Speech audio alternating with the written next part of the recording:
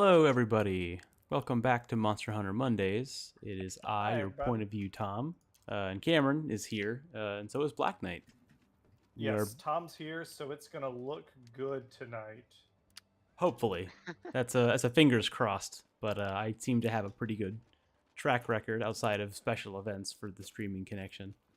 Tonight we're back on Monster Hunter World. If you are confused the switch up, well, we're in the same boat because I can never keep these games uh, on track anymore. So we're back at Monster Hunter World. I think we're doing more grinding lands tonight. Is that right, Cameron? Yes. I'm trying to get Yeah, more of that done.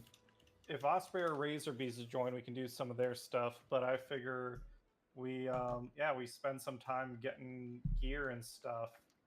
I was checking. I believe I've done all of my optional quests. Oh, If nice. I go to join a new quest, I don't know that I've master done all rank, those. optional. Everything's red completed except for 6-star, which is blue completed. So there's just stuff that I haven't gotten yet. You got red completes on all the high ranks? On all the low and high rank stuff. I did that a while ago. I think I've done low and high rank, but not master rank. Once Iceborne came out, I was trying to book it. I've done base game, but not mastering. Let's see. Optional. Would I want to hunt? The thumbnail is a Rajang. No. But I also need Teostra stuff. I don't know, Tom, if there's any particular gear you need. No, not that I can think of.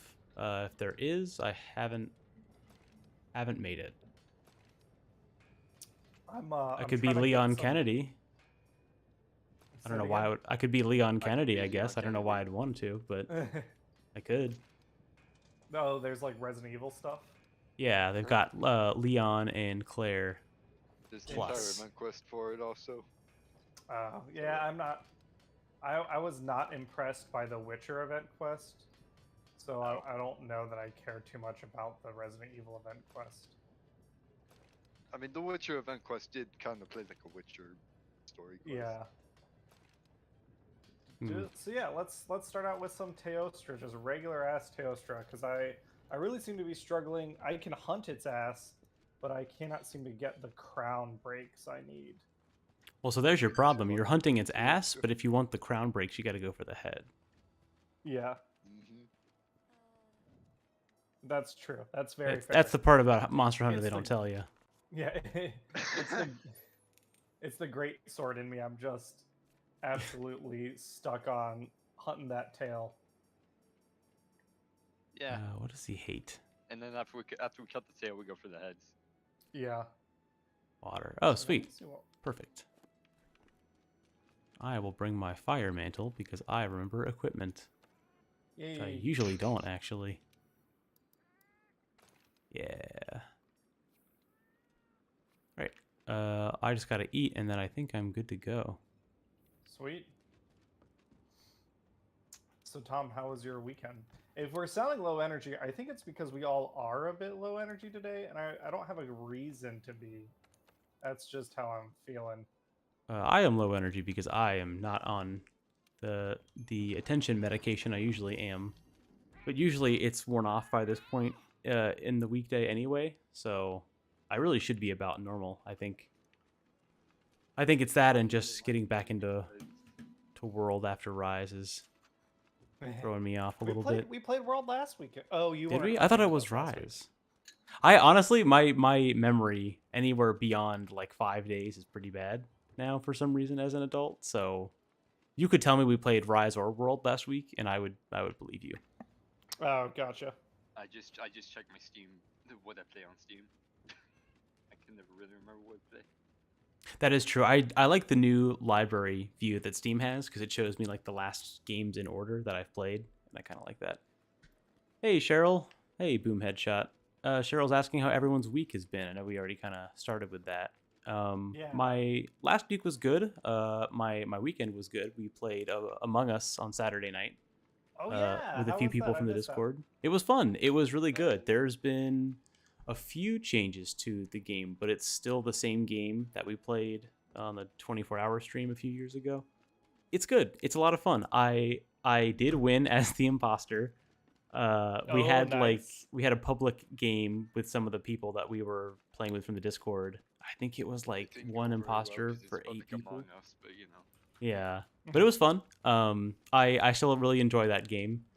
I also have discovered that going into random public games is like a lot of fun. I kind of like doing that, but also not taking it seriously sometimes. But it was good. We played some Among Us. I played more Lancer, which I can talk about later.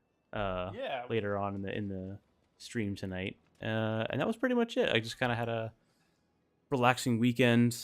First F1 race of the year was on Sunday. Oh Things yeah. are Who good. won? So it was a Red Bull 1-2, so both Red Bull drivers, which to no one's surprise, they have kind of taken over as the new Mercedes. They're basically like the new team that dominates a lot. But Who does Red Bull's car? What's I- the badge? with the badge, you mean the engines, the or you mean make? the? Yeah, the engines and everything. So the make for all of those cars, I think, is the same. The engines are what I think can be different, and I want to say Red Bull still has Honda engines, or they switched over to someone new this year.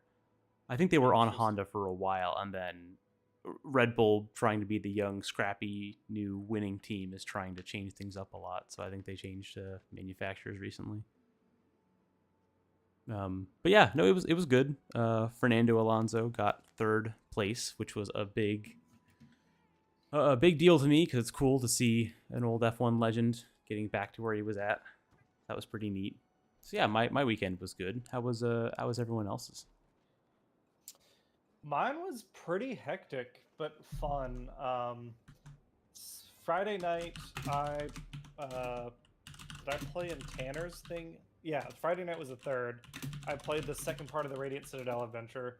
Saturday went to I wasn't doing the Among Us because I went to celebrate my cousin Rodney got engaged. So it wasn't like the engagement shower or wedding shower or anything. It was just like a celebration of the Right. engagement.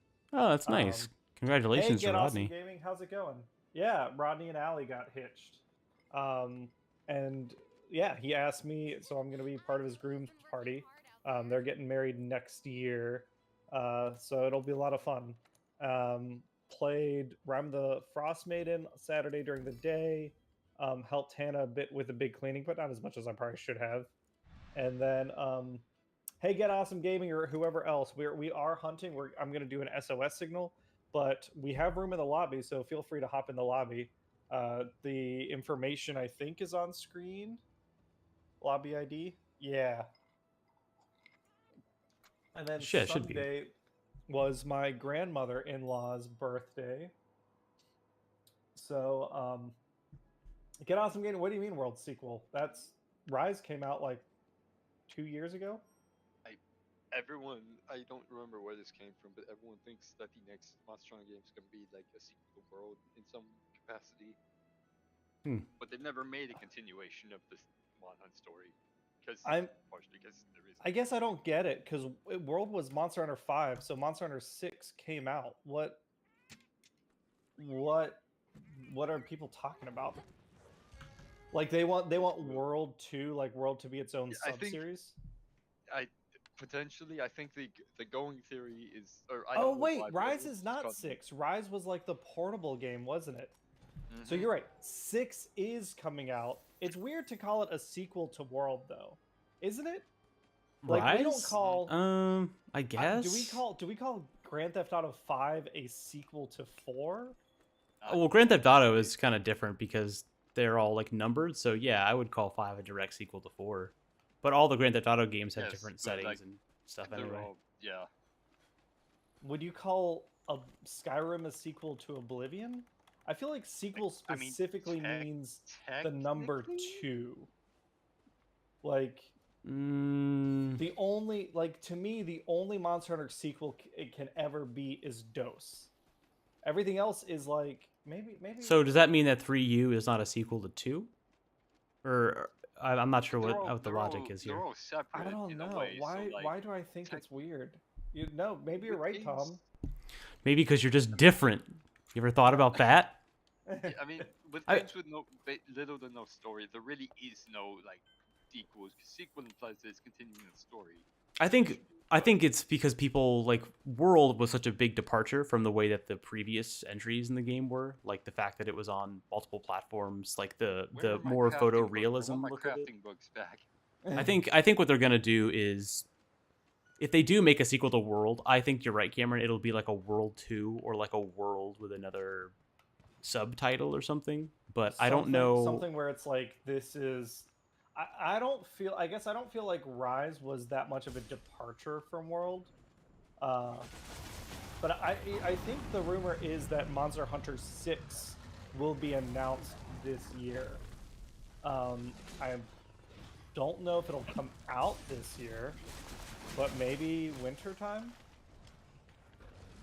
We got. I Maybe. mean, Rise is still or could be still getting updates. So Yeah, like Sunbreak is still gonna get. I think through title update 6 has been confirmed via data leaks at least.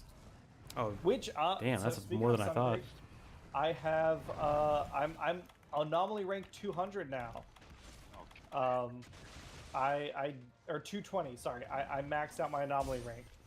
I have really enjoyed anomaly hunting more than I thought I would.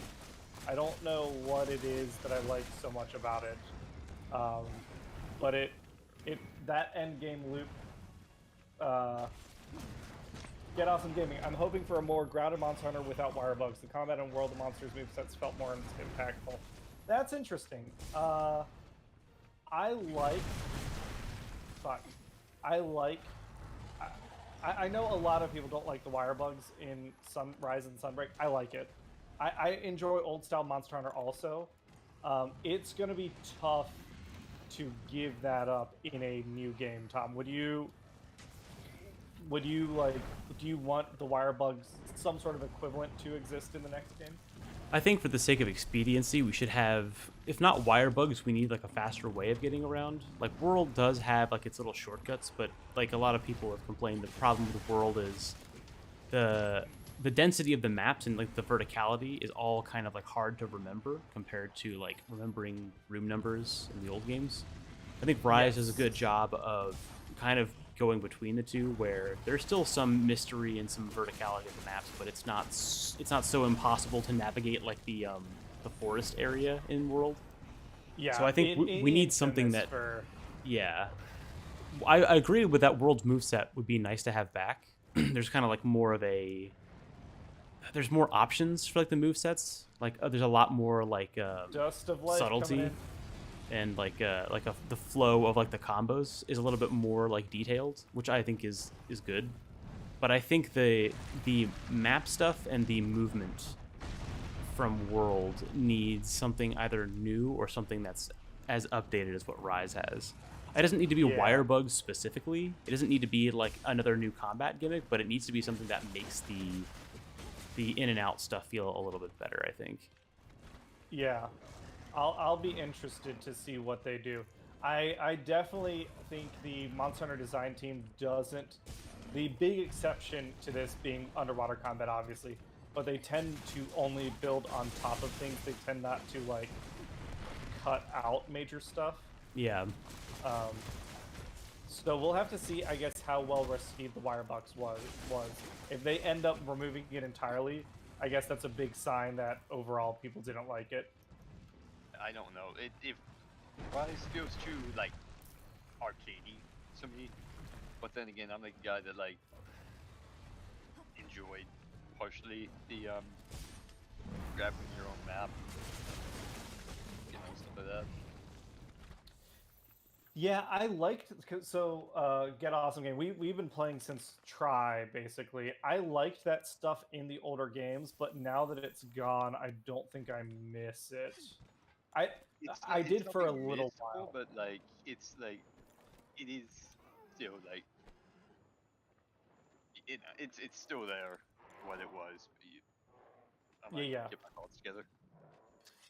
Black Knight, how was your week? Well, you invited me to play Rhyme for a little bit. I had to leave, so we all rescheduled. But yeah, I was. Yeah, Black Knight's joining the Rhyme of the Frost invite Maiden it, seeing as campaign. it's like an actual ongoing campaign, drop in drop out thing. But Yeah, you're unfortunately joining in the last chapter, but there's probably still like, I don't know, maybe 8 sessions to go before we beat it.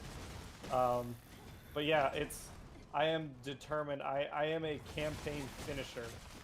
There's this like incredibly enlightening statistic that I believe it was 75% of Dungeons and Dragons or TTRPG campaigns don't have a conclusion because of scheduling issues.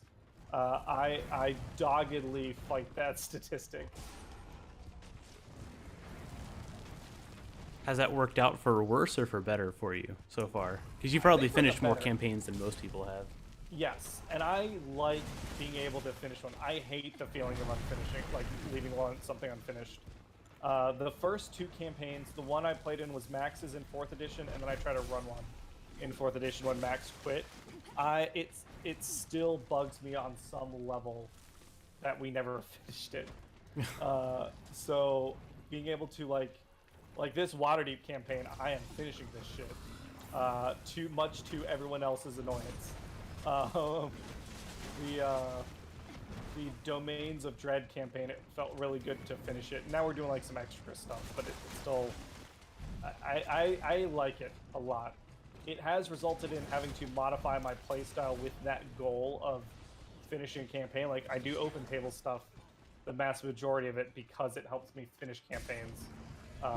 But like, I totally get the idea that people want to like there's DMs out there that want to structure a campaign for their players, and if someone cancels, then they don't play that week or whatever.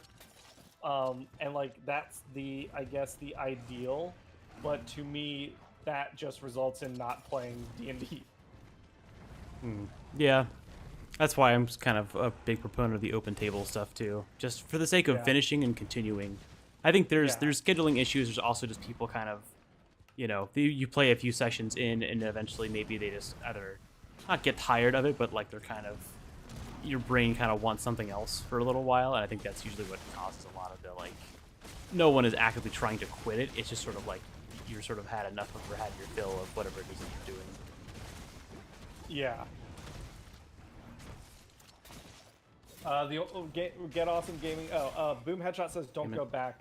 I assume that's referring to the design of Monster Hunter games. Get Awesome Gaming says the only thing from Rise that must stay are Palamutes. Yeah, so I would say like the Palamutes would be nice. Yeah, I think that's been a universally beloved experience. That versus like Tail Riders. Like Tail Riders are okay, but I think the Palamutes are a little bit nicer because you get to pick where you go. Yes, being able to steer a Palamute is so nice. I do like the Tail Riders let you use stuff while you're sort of like auto moving somewhere, but I think the problem is the finickiness of sometimes setting the destination is annoying, so I prefer the Palamutes. Yeah, that and Palamutes are, I feel like, are faster than Tail Riders. Yeah, sorry, you can do things on your Palamute. Actually, yeah, they are. I would say they are better than the Tail Riders because you can sharpen and move your dog while you sharpen, which is great. That is actually the perfect traversal. At the same time, some monsters move at like Mach 10 to keep up with the dogs. At least it feels like that sometimes. They what? I feel like some of the monsters move at like Mach 10 to keep up with the dogs sometimes, or like the speed's buff to keep up with the dogs. That could just be a placebo though. Oh, I mean, yeah, there are definitely like faster monsters. I usually have done it where if I need to sharpen in the middle of a fight and I'm with other people, it's a lot easier just like get on my dog and sort of stay near the edge of the arena, but I can get back in and out faster. Like if I have to leave, like in the old games, you'd leave to go sharpen so you don't get hit and get interrupted. And I can still do that with the dog. Yeah, at least with the dog, getting back in is a little bit faster, which is I think nice.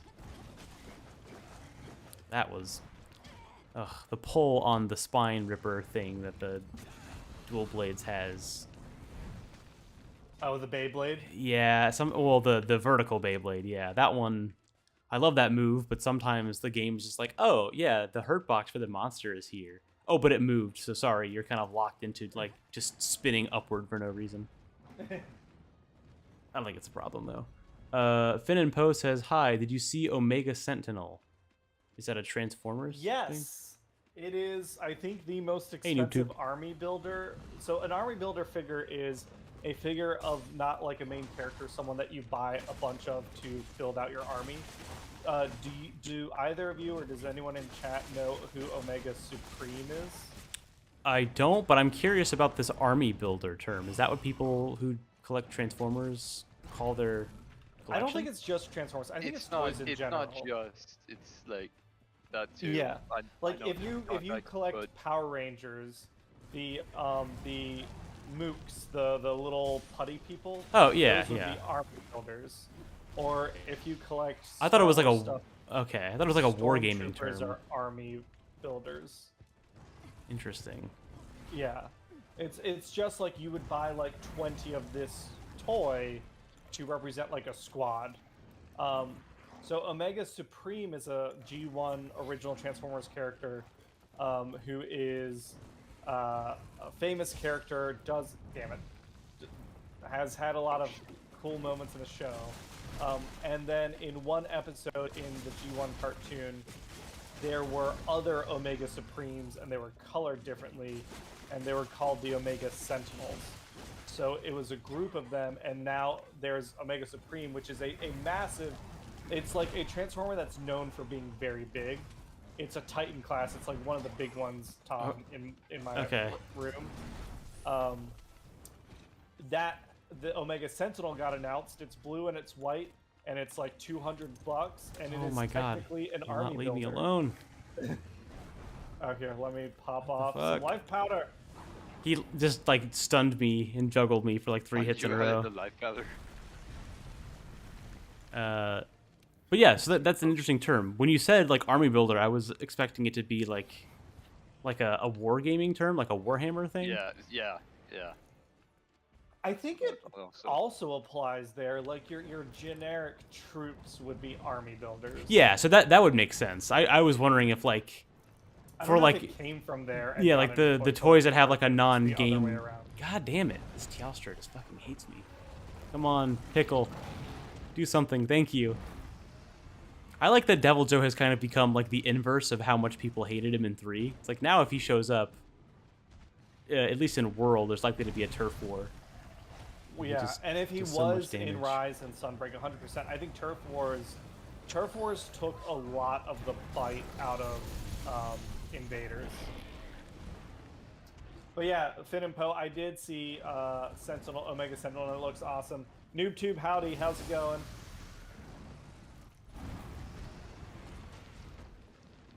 Come on, Pickle. Come on, Pickle. What are you doing? What is this? Would you rather have the 3 of us as a snack, or you can go and take on the big boy and get a whole meal for free? Useless. Alright. Where the hell is this I never did finish talking about how I was this weekend, did I? Yeah, how was your weekend? Well, I played Among Us. Public lobbies are interesting. Yeah, that's right. You were there for Among Us night. That was an interesting time. Yes, it was. On Friday, Tom knows this, I mentioned it, but I got a letter from my school. I got on the dean's list for last semester. Oh, awesome. Yeah. And congrats. Then Wednesday, I have a math test that could literally make or break my grade. And it's the first one, so no pressure, right? Yeah, no pressure. And then, but aside from that, yeah, I just sort of sat around, just went outside a little bit, but that's all I really did this weekend. Played some Ice Room, Rhyme. That's what it's called. Boom Headshot saw Creed 3 this weekend. I saw the trailer for that, I think. I think the initial buzz is that it's good. I mean, it's a Rocky movie. It's good. I don't think Sylvester Stallone is in this one at all. Come on. I think it's Michael B. Jordan now, right? He directed it, and yeah, he's the... But Sylvester Stallone was in Creed 1 and 2. But not as... Well, I guess as Rocky Balboa, but not like as the main character, right? Right. Oh. Oh, nice. I want to break that head. What? No head? I had to duck out so I didn't die for a second. Yeah, this is not the ideal place to fight them, but... No, this is what I keep trying to avoid this, but they were also chasing me, so I didn't have a Jesus choice. Christ, what the hell is going on? Well, Devil Joe just gave us the fucking part break. Thank you, Devil Joe. That's the wings. It was a little ham-handed, but thanks, I guess. Just Yeah. took chasing my ass down here in the first place to get him to do it. It's like the meme or whatever of just great swords just staggering Can I eat a T'Challa ration over and without over. dying? Yeah, Yeah. yeah. Let me guess. Well, I'm gonna call it now. He's gonna fucking come my way for no goddamn reason. Bail for a second. Nope, I'm not gonna bail.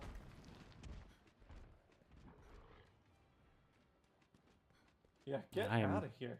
sloppy tonight. I have no idea. It's only fair to warn you, I have no idea what I'm doing. Alright. Oh my god. Where is it? Not They're bad. still fighting in the hallway. I've been trying to get them to come out into the, like, puddle. The crick. Well, the problem I think is if one... Oh, the cactuar. Did someone hit it? Did it do damage? Oh, I guess it already did. Problem solved. Cheryl, yeah, we can talk about TTRPGs. Come on. So, I played something on Friday. Did anyone else play on Friday? Not on Friday, no. Alright, so on Friday I played the first part of Radiant Citadel Chapter 2. It's Tanner's open table game. Black Knight, if you ever are able to join, you might like it because it's it's similar to Domains of Dread, but it's not horror themed. You're jumping around different civilizations and stuff, but they're cool civilizations based off of civilizations in the real world that don't necessarily get like TTRPG Coverage. representation. Yeah. So not Tolkien. So the first one was based off of Vietnam. It was real fun. Little level 1 adventure for... Oh god.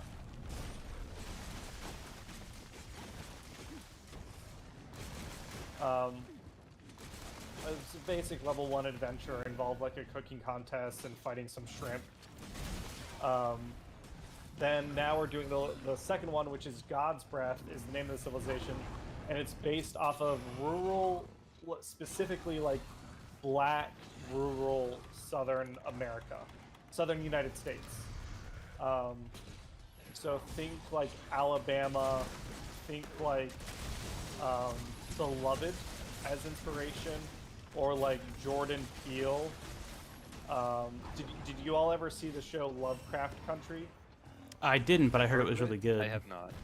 That kind of inspiration, and each of these chapters is written by someone of the like ethnicity and culture they're referencing. So I've been really enjoying it. I highly recommend anyone who has a chance to play.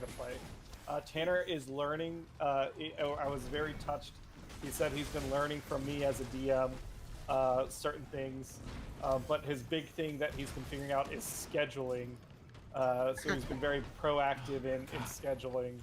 So that was good. I know Matt ran the Tyranny of Dragons also on Friday. I didn't play that because I was doing Radiant Citadel.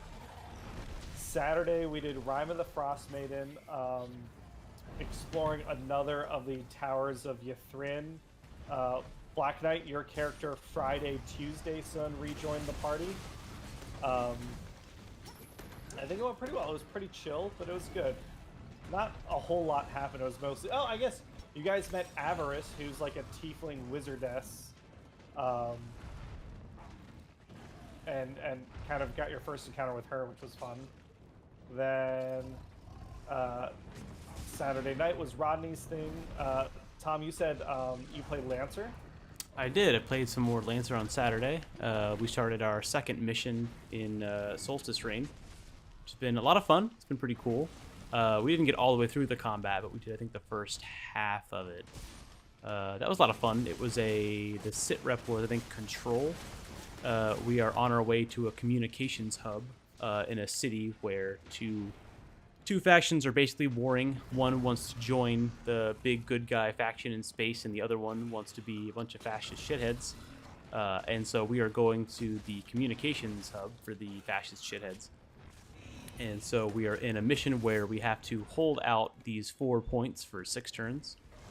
It's been a lot of fun. I built my mech more to be like a frame called the Nelson, which basically makes him like Dragon Ball Z instant transmission guy, but with a spear. And that was been pretty fun. Did some mech combat there.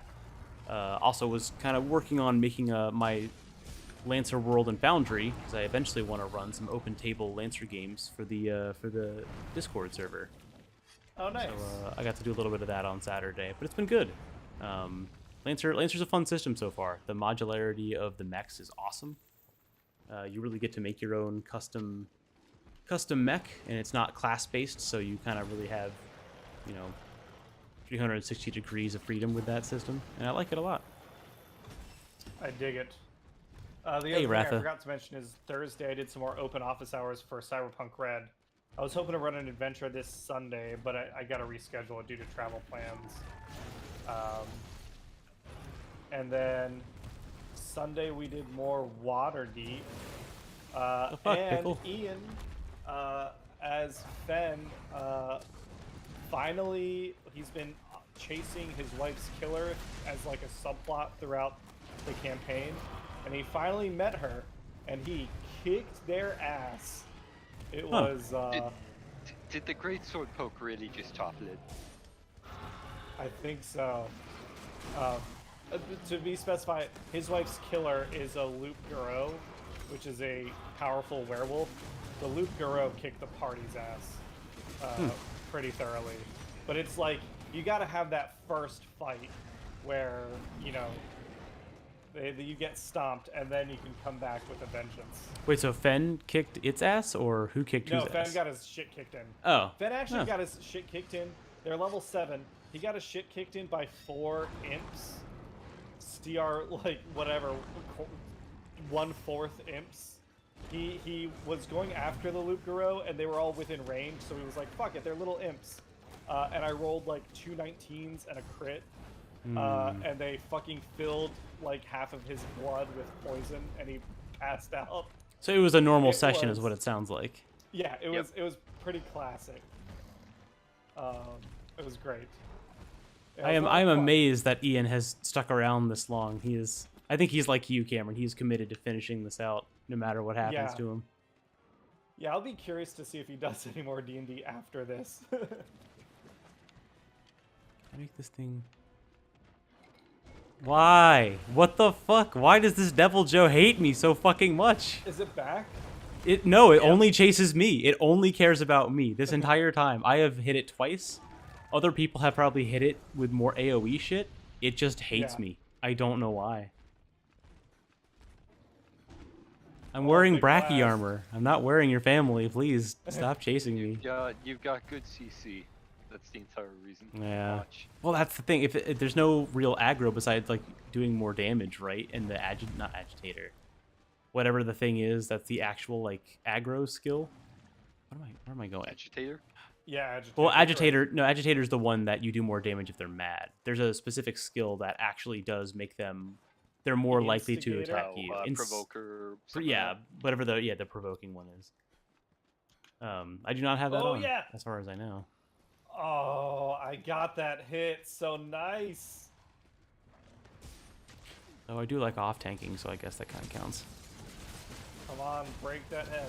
Do I need to specifically be using it? Hey. Oh, there's a head break. There's a crown break. Beautiful. And yeah, she used specifically. I will take the hit. Slashing weapon, I'm pretty sure. Or maybe blunt sword too, but. Oh, it's limping. Bladed weapons are also pretty good. I haven't watched for limping in a long time. Yeah, you do it anyway. Is he I'm going usually to looking sleep? for like the blue head and stuff and Rise.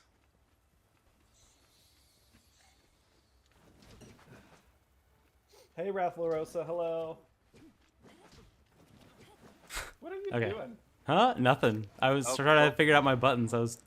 My controller unplugged. My little Just brother testing picked it up. something. My Sorry. dad works at Nintendo. Yeah. I asked him about Monster Hunter and he said, "What are you talking about? That's Capcom." What's everyone got planned for this week? It's basically just me trying to get as much work done as possible. And then I'm Survive. headed off to Brown County for a long weekend.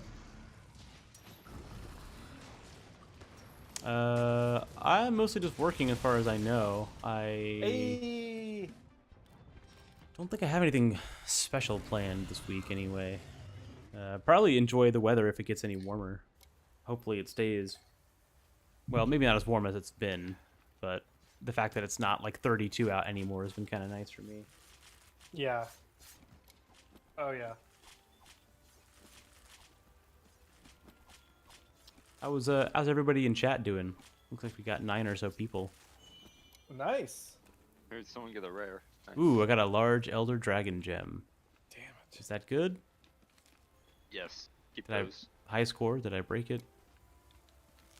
Nah. You'll never top the. Someone getting a Fatalis even live with every carve.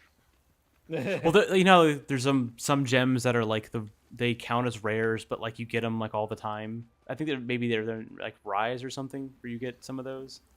Like there's some that are like mantles and stuff that are actually rare, and then there's the one that's like, oh, it's a whatever gem specific to this variant. You get one every time you fight it, though. Boom Headshot's asking, what is Brown County? Boom Headshot, I will admit, I thought it was a euphemism for something. I don't know. I don't know.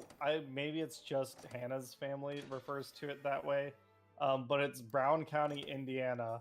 There is a town called Nashville, Indiana, and I don't know why, but people apparently Okay. go there for vacation, like a short weekend trip. It's got like vineyards and stuff, and I mean that's cool, but then you're in Indiana, so it doesn't. We're going because it's Hannah's birthday next weekend. Yay!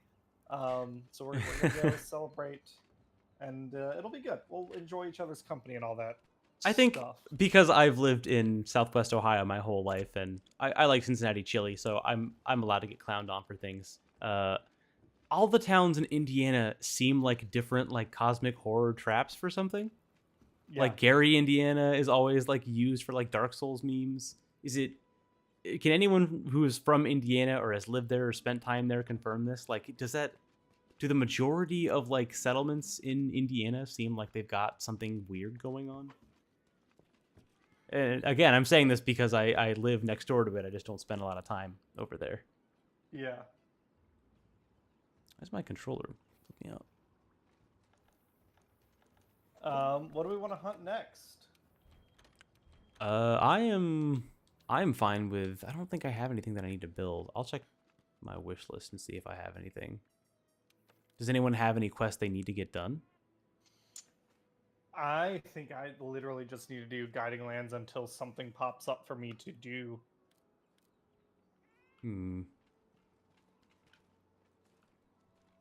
Hi, hello. Someone else mentioned Wild Hearts in chat earlier. I have not played it yet either. That is one of those games I don't know if I'll get to this year. Possibly. So I got High Five Rush on my list at some point. Ooh, yes. Oh, did you finish? One of your goals was to finish Prime, right? I didn't. I was actually playing it right before stream. I found most of the artifacts just right before that hour and a half before stream. I am in the Phazon Mines now, and I don't have the last suit, but I have all the beams and I have all the visors. And I think I have most of the upgrades. So I'm getting there. It's been kind of piecemeal because I've been busy doing other things. But hopefully it should be this week. I will be finishing Prime, which I'm still enjoying very much. Black Knight, are you playing anything new right now? I'm playing Phantom Brigade, which is that's also on my list. I don't know how to describe it. It's like BattleTech crossed with XCOM, kind of. Not really. It's kind of hard to describe, to be honest. It's yeah, it's basically the mech stuff. It's like the big stompy robots beat each other up. It does. I do like Kind from of the screenshots I've seen that it looks a lot like the BattleTech game, which I am. Oh, my master rank isn't high enough for this. That's a shame. It does look like the BattleTech game to me, which I played a lot of, and I haven't finished the last mission, but I would love to get distracted and play Phantom Brigade for a while because I'm in mech mode this year, baby. I got to play It's more mech good, but games. there's a bit of a grind, to say the least. Someone was saying like the attrition like between missions is really good. Good as in Yeah, like it's difficult, but it's good. What Yeah. what got posted? I don't see a quest posted. I saw something with the Volcana, but then it Yeah. popped off. So Oh, I don't know what it gotcha. was. There's available quests. No quests have been posted. Oh, I guess yeah, it went away. I'm going through. People are talking about their week. Rathalarosa. Okay, so where Hey, did Devil we Joe. end up? Boom Headshot says they hung out with friends over the weekend. That's always nice. Rathalarosa, I was loving the weather yesterday. Spent time at the park. Yeah, it was really nice. I think you're in Cincinnati too. Rathalarosa also says we got to hunt Rajang. Does anyone have a Rajang quest to post? Hi, hello, how are you today? Says hello. I had a good weekend. Played some Wild Hearts. It's okay. Devil Joe says hi. Finn and Poe, I've been watching The Bad Batch. It's so good. I'm glad you enjoy Star Wars, Finn and Poe. I don't think there's anything wrong with people enjoying Star Wars. It's just not really for me anymore. And I feel weird saying that because I liked the new movies, except for the last one. I just don't like something about Star Wars TV shows. I just bounce off of pretty hard. I've heard of the Bad Batch, but I've not. The Star Wars shows in the past like 5 years, I have not watched any of. You need a Monkey They seem regular fun. business. Rajang, or you need a regular Rajang or fierce Rajang? Well, Ratharosa was just saying Rajang. This will work. I think it's because Rajang is on the thumbnail. We can cheat. Oh. We'll call this good. Yeah, that works for me. Zephyr King, what's up? Oh, Cheryl's talking Hey, about Zephyr. the Barovian play-by post. It's going really well. Cameron is good at sad stories. Thank you, Cheryl. Wraithward also said that she appreciated something that I was doing in that campaign. So I'm glad y'all are enjoying it. Yeah, getting a lot of feedback. Speaking of feedback, we went through, processed, and discussed the tabletop role-playing game survey recently, and we have shared our results so far with the GMs on our Discord. We'll be sharing it with the mass populace probably later this week. Zephyr King, hey! I just hit 220 over the weekend. It's what I found is you find like one good 7 or 8 star quest, 7-star quest, and you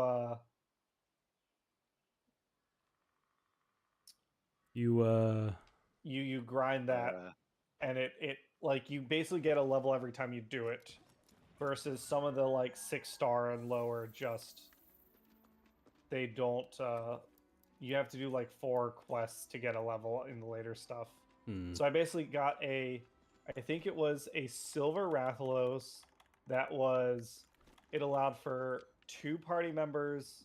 It allowed for 35 minutes or maybe 30 minutes.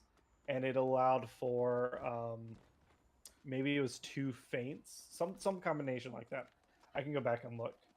But it had 3 things that made it harder, but it's still just Rathalos, and I'm just really good at hunting Rathalos. That makes sense. So I like just over the years, like yeah, we've done it so many times. We know that fight. So I think I lucked out.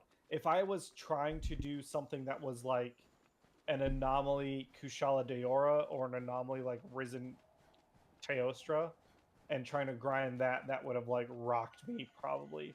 But Ravlos I can get in a pretty good groove on, and even with all those things making that quest harder, I was still able to beat it very consistently up through 220.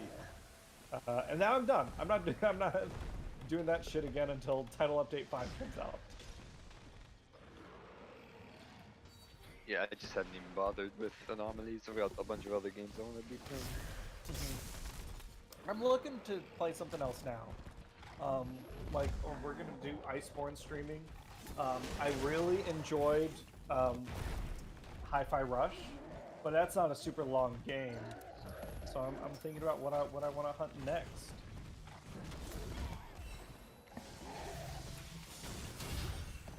Oh, I got very lucky with that block.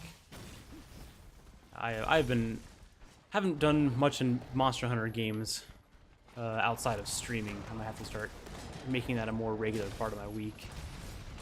And, I do miss it sometimes. I'm just always so busy trying to stay up on something else. Next to the bottom. Well, bad. I'm bad tonight, folks.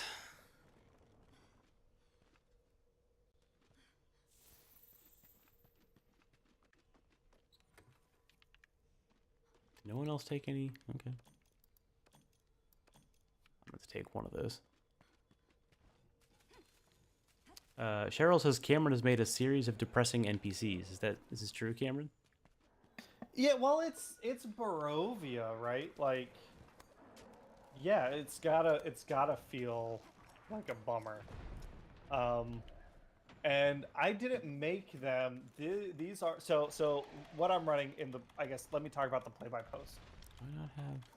So, one of our Discord members was interested in playing a play-by-post campaign, and I was like, yeah, that sounds like fun. I like playing D&D all the time, and this is a way I can play like a little bit of it every day. It's basically like you wake up, you check your email in the morning, see what people posted, respond to it. It's the easiest way to, I feel, the easiest way to DM a game, the lowest level of effort, but it's also slow. So we've been playing for almost a year now, and they're just level 2. Because combat might take like 2 weeks of everyone posting like once a day kind of thing. So it's not like so it's not like an actual like game session. It's just like through Discord. Play-by-post, yeah, play-by-post comes It's like how forums used to do it. From playing chess, where people would, like, chess masters who lived on opposite sides of the country, or like someone in America and someone in Europe, they would play by the postal service. They would mail each other their moves, and they each had a board at their home. They would do the move, and then, so like a move happened at that pace, right? A move would happen every like 2 weeks, because you had to wait for the post to respond. So that's where play-by-post got to start. And yeah, now people do it like in forums or like on Discord.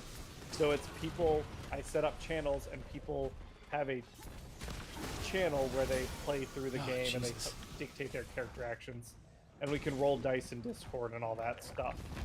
But yeah, so what the Barovian play-by-post is essentially, there are 14 adventures, Dungeons and Dragons Adventures League Season 4. So to put it in perspective, I recently ran the Domain of Dread stuff, where I was inspired by Dungeons and Dragons Adventures League, like Season 11. This is older stuff. But Season 4 was published when Curse of Strahd came out, and they came out with a series of 14 adventures that's essentially a side story to Curse of Strahd. You're playing in Barovia, there's a bad guy who's related to Strahd but not Strahd, and you're trying to stop her from doing stuff. And they're designed to be one-shots, but if I'm doing this in a play-by-post, I can foreshadow a whole lot of stuff and like mix and remix them together. So that's what I've been doing. So they've been meeting characters that like would normally be like, you meet this small group of characters, do an adventure, then you meet this small group of characters, do an adventure. But I'm able to like bring everyone in a town together. I read ahead, and I can set it up that way. So yes. Because it's in Barovia and it's Curse of Strahd related, it's all a little depressing. but I'm front loading the depression and the horror by letting them run around town and meet all the people way before the bad stuff happens. S in the chat. Or not. My brain is got the little loading spinny circle thing going on today, so I've been very slow to react to Furious Rajang. There it is. Thanks, Black Knight. Yep. Yeah, so that's like an interesting way to play. Hey, I've what's seen up? people play stuff on like forums, like doing the same thing where it's like, hey, you're gonna do D&D. Forums are kind of like a similar thing where it's like, you know, people usually communicate on forums the way they do on Discord, but a lot slower. I've seen some groups do that, you know, back in like the early 2000s. That was kind of neat. Yeah, it's fun. It's a fun way to play. It's not for everyone. It does require someone to be like dedicated enough to respond to stuff on a regular basis and check the messages. Like we had 3 people who were in the campaign who left it because the format just wasn't the right fit.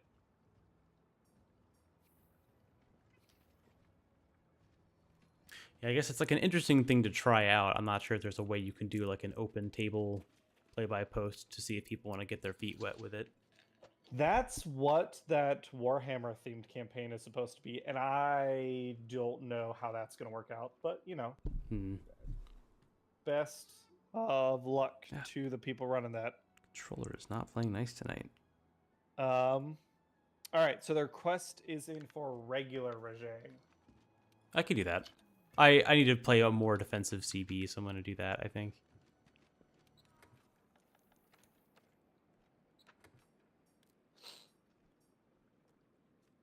What are my skills here? Ooh, okay.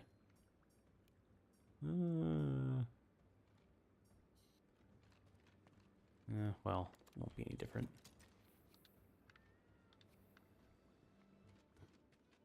Right, regular Rajang it is.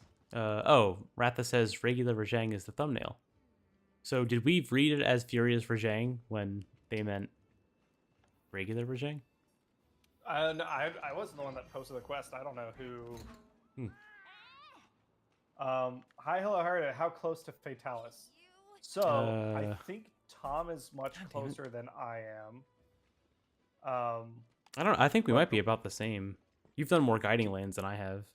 Here's what I understand the progression. I need to do guiding lands to augment my armor, get Teostra gear, and that lets me do a good hunt on Brachydios, Raging Brachydios. Once I farm Raging Brachydios, that is what I need for Kulve, Tarath, and Safi Jiva. Safi Jiva gets me to Elatrion, and Elatrion is Fatalis. So it's farming 1, 2. Last I remember, you don't technically need the Teostra armor, but it certainly helps for Raging. And then after Raging, I think maybe Elatrion. And then after that is Fatalis. I don't think Safi factors into it at all, but I could be misremembering. It's been like a year or two. I don't think Safi Jiva is required. Like, it's not a roadblock, but the progression guides say get Safi Jiva gear for Fatalis. Well, I mean, Raging and Safi basically have the same stats, so they both work out. Register investigations. Oh, here we go. I might have an investigation for Rajang. I don't know. Besides just doing the optional Rajang one, I don't know that I have any. Whatever you want to post. Ooh, that might be something. All right, I think I've got one. Unless someone's about to post one. No, go ahead. You got the room.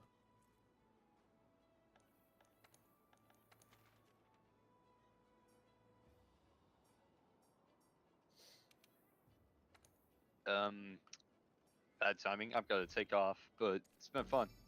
Oh yeah, have a good one. Yeah, thanks for stopping by. Later. Okay, and Nova posted a quest, just like I just predicted. All right, join a quest. Let's see what they posted. Available quests, investigations. Oh, I can't go on the capture regime. Oh, did you take it away? Yeah, because I just saw Nova posted one. So I was just gonna join that one What do we instead. got? Fulgur. Oh no. What? Okay, I I'm think gonna they post took the. their quest also. Okay, this is what I was afraid of. All right, let me go post one. Yeah, this should be okay. Not the max players 2-1. Sure. Oh, okay. It is posted. Should just be a capture Rajang quest. I've already eaten. I've got all my items. Yep. Because I haven't done Elatrion yet before Fatalis. I'm not sure if that's important or not, but those are the only other two Nate's told me that I think you have to do So Elatron is actually a gateway before Fatalis, is the way I understand. Or do you have the Fatalis quest? I don't know. That's a good question. For the way I understand is you have to do Elatron before Fatalis. That's what I was thinking too, in terms of just like new monsters. But I'm not ready for Elatron yet. So that's why I've been doing like other stuff is to try and get ready for that point. Right. Boomheadshot's asking. Oh, yeah. Do you want to watching Marvel stuff? I've fallen off. I know the new Ant-Man came out. I kind of want to watch Quantumania because of Jonathan Myers. I really like. Did you watch Loki, Tom? No, I have not watched any of the Marvel shows. Gotcha. Well, the main bad guy for the new wave of Marvel stuff is Kang, the Conqueror. Do you know him from the comics at all? I think I remember you and Max talking about him like years ago, and it sounds familiar. I know that he was going to come into play at some point soon for like the universe. So he's traditionally a descendant of like a far future descendant of Mr. Fantastic, like his great whatever nephew or something. He is from the future, and I never got into Kang because I think the idea is kind of dumb, but he keeps coming into the past and trying to conquer it. That is like his thing. In the past? Coming from the past or going to the past? Coming from the year like 3000 to our time to try and conquer it. Oh, I see. To try to conquer the world and do it in the past would be easier, I guess. Yeah. Where'd everybody go? Oh. I think because Rajang was there, we're all like, oh, I gotta go. Go eat and stuff. That makes sense. I'm gonna do my armor skin. I don't love time travel stories, and so I am not huge into Kang. But Loki they did a fun job with multiversal theory and time travel. And Jonathan Myers played a version of Kang in that. And it seems like and so I'm like kind of curious, but I'm not like on the Marvel train. I haven't watched anything besides Loki recently. Right. But Kang is the bad guy in Ant-Man, the new Ant-Man movie. And I think the way they're able to do it is because Kang's always coming from the future to do shit. They can kill Kang in each movie, and a new version of him comes back in time. Oh, I see. I understand it. Interesting. And that's how it happens in the comics also. I don't love it, but I like Jonathan Myers, so... The thing I want to watch, there's a Power Rangers show that just finished, the Super Sentai show in Japan. I haven't seen any of it, but... Oh, shit, I already got a horn ring. I was gonna say, yeah, I haven't. I know some people watch like the new Kamen Rider stuff as it comes out. Yeah, it's supposed to be pretty fun. Did we get? Oh no, not both ones. Oh fuck. Fuck. Yeah, time travel stuff for me usually it's one of those tropes, kind of like a lot of high fantasy for me is kind of like run its course unless it has a unique like gimmick thing to it. Yeah. The one I always mention my favorite what I thought is my most favorite done like time travel story is the movie Primer, which was like an art film that came out like a while ago. I just like it because it was one of those movies where I had to look up an infographic after I watched it just to figure out like what exactly was going on. But I like it because it takes a much more like, it's not like, you know, step into this zappy machine and then go to the past. It is literally like we're gonna make these weird, like they look like human-sized lunchboxes with like really cheap materials, and we're gonna slow down your atoms enough that you can go back in the past. And it's very like passively done. It's not like super actiony, at least not at first. And I like that about Primer. It's much more focused on the like, what would it be like to actually like discover the possibility of this as like normal people, which I think is cool. And the way that the actual like the time thing works out, like once you see like a little infographic about it, it makes a lot of sense. I've always liked that one. Right, yeah. Oh, was it already? No. I was like, oh, for why do I have later. these traps with me. And I was Yeah. like, oh yeah. Yeah, Primer is a great movie. I think it's an example of a really well done time travel script. Yes, yeah. The rules of their time travel was pretty cool because it's not super complicated. It just takes a second to sort of look at it. Yes. Yeah. And it takes a second to look at it from the right angle. I know it's a smaller budget film. I think it's probably got some like story inconsistencies, or at least, you know, it's not as well done as some bigger movies. But I like it. I think it's interesting. I also like a lot of weird films, which falls in line with my weird taste and everything. So that might just be me. But yeah, beyond that, like that regular. Came out in, like the mid 2000s, I think, right? I think it was like 2008 or 9. I think it was one of those that it had a debut at a film festival, and then they did like a better version or something, or a different cut. But yeah, it was like late 2000s. I remember watching it in high school, or toward the end of high school. Oh god, I fucked up that reindeer. Oh god, I thought I saw something fly behind me. Where Zhang jumped out of the way, and I hit one of those little reindeers for like 1,500 damage. Oh god. Yeah, poor little bastard Never. Yeah. I'm using my shield a little bit better this time around.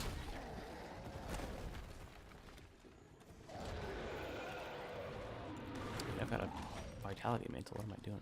Is he running away? Yeah. Yeah. I'm not going as Good bad. time travel stories. Yeah, Primer is good. I like Looper. I like, but I don't think Looper is as tight as Primer. But it's still a fun one. That's one that I think I've read the synopsis of, but didn't actually watch. It's but worth watching. It seemed good. Oh, okay. It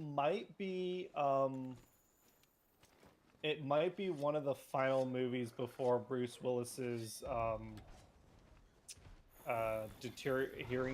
whatever his deterioration thing is. Right. Yeah. It was really good. And then what else?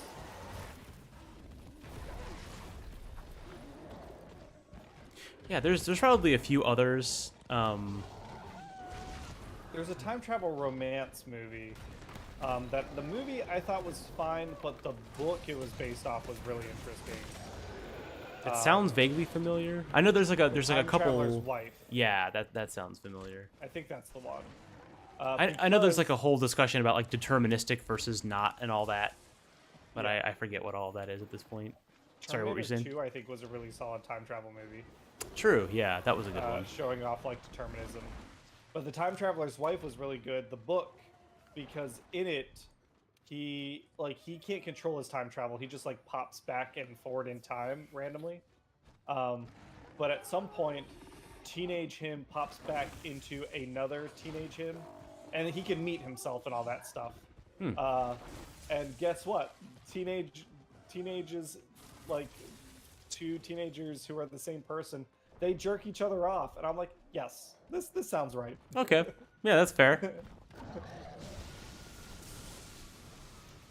I like that it bothers to go into like, yeah, what's all the weird stuff people always talk about for time travel, but don't show in the serious movies. Like, yeah, why not? 100%. But yeah, Boom Headshot, to answer your question, at some point, I think we're going to start watching Marvel stuff again, Hannah and I, because she really wants to see Black Panther. Oh, shit. Nope, that's me. I didn't faint, but I am gone. Oh, I shielded that. Eat shit.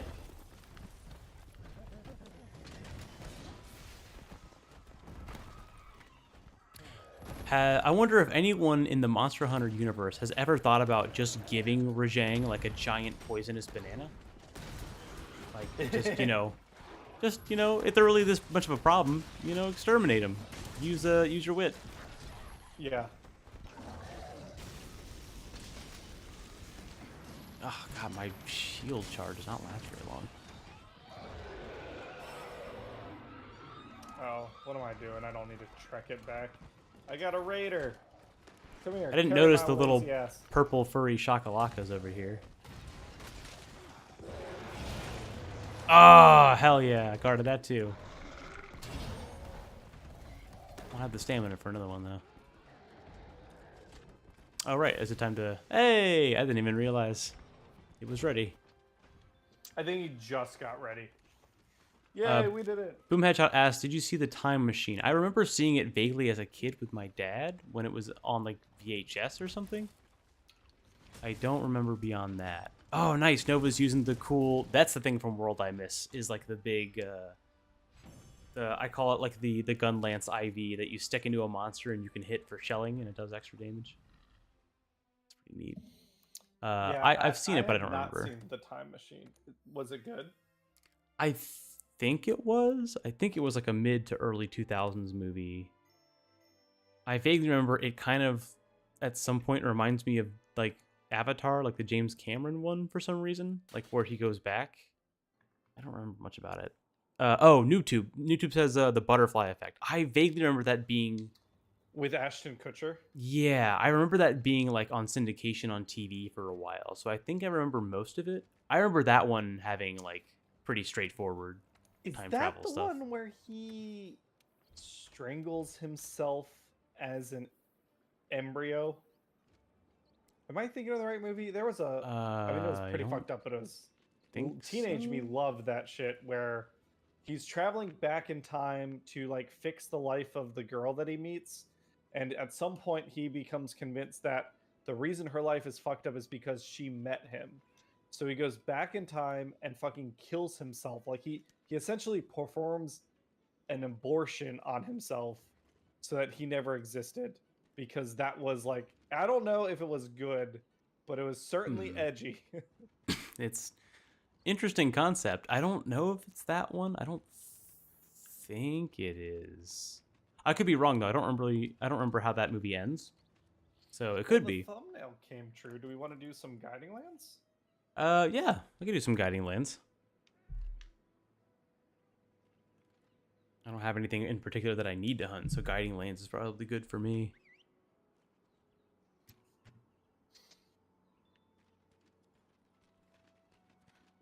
Oh, that's right. It's a expedition. Just gotta join. I can't think of any other... I'm sure there's one I'm like missing, but Primer is always the first one that I think of. Hold on, Guns Pony. I shouldn't spread just like blatant rumor. Let me confirm that I'm talking about the right movie. Donnie Darko was a time travel movie that was pretty dark and edgy that Teenage Cameron liked a lot. Oh, true. Donnie Darko is one that I would rewatch again. I remember watching that one in like middle school, I think, and that seemed really cool. I feel like the Butterfly Effect movie was like trying to capture that feel. I don't know if it was necessarily successful. 2004, The Butterfly Effect. I'm looking at the ending here. I guess incoming spoilers for the Butterfly Effect if anyone's worried about that at this point. Yeah. Figured I should do the heads up.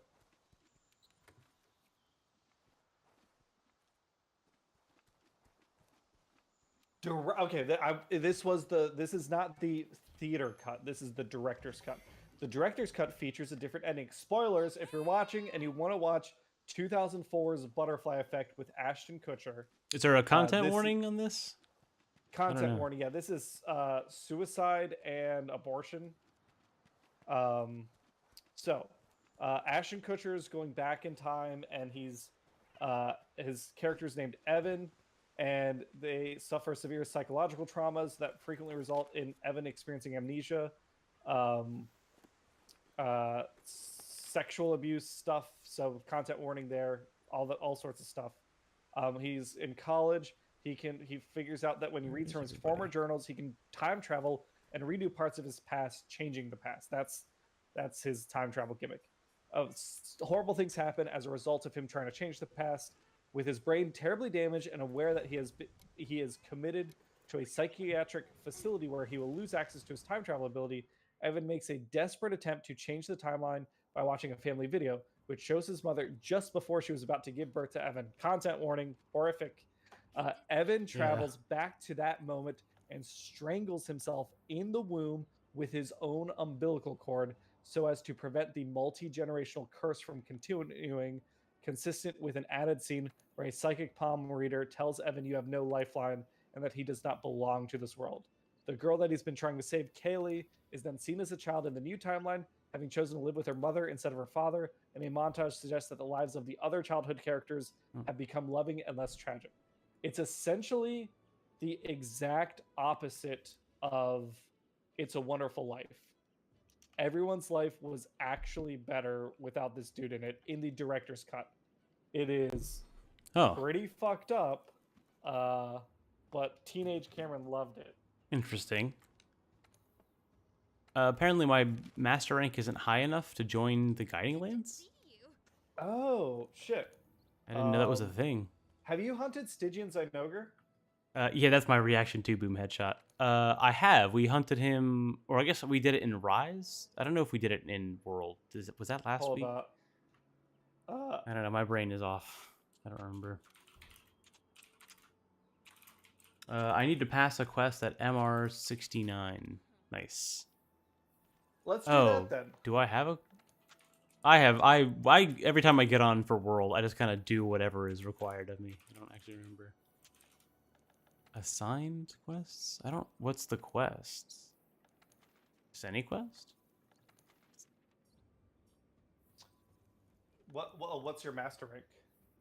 Let's see. It is. I think it's locked at. Yep, 69.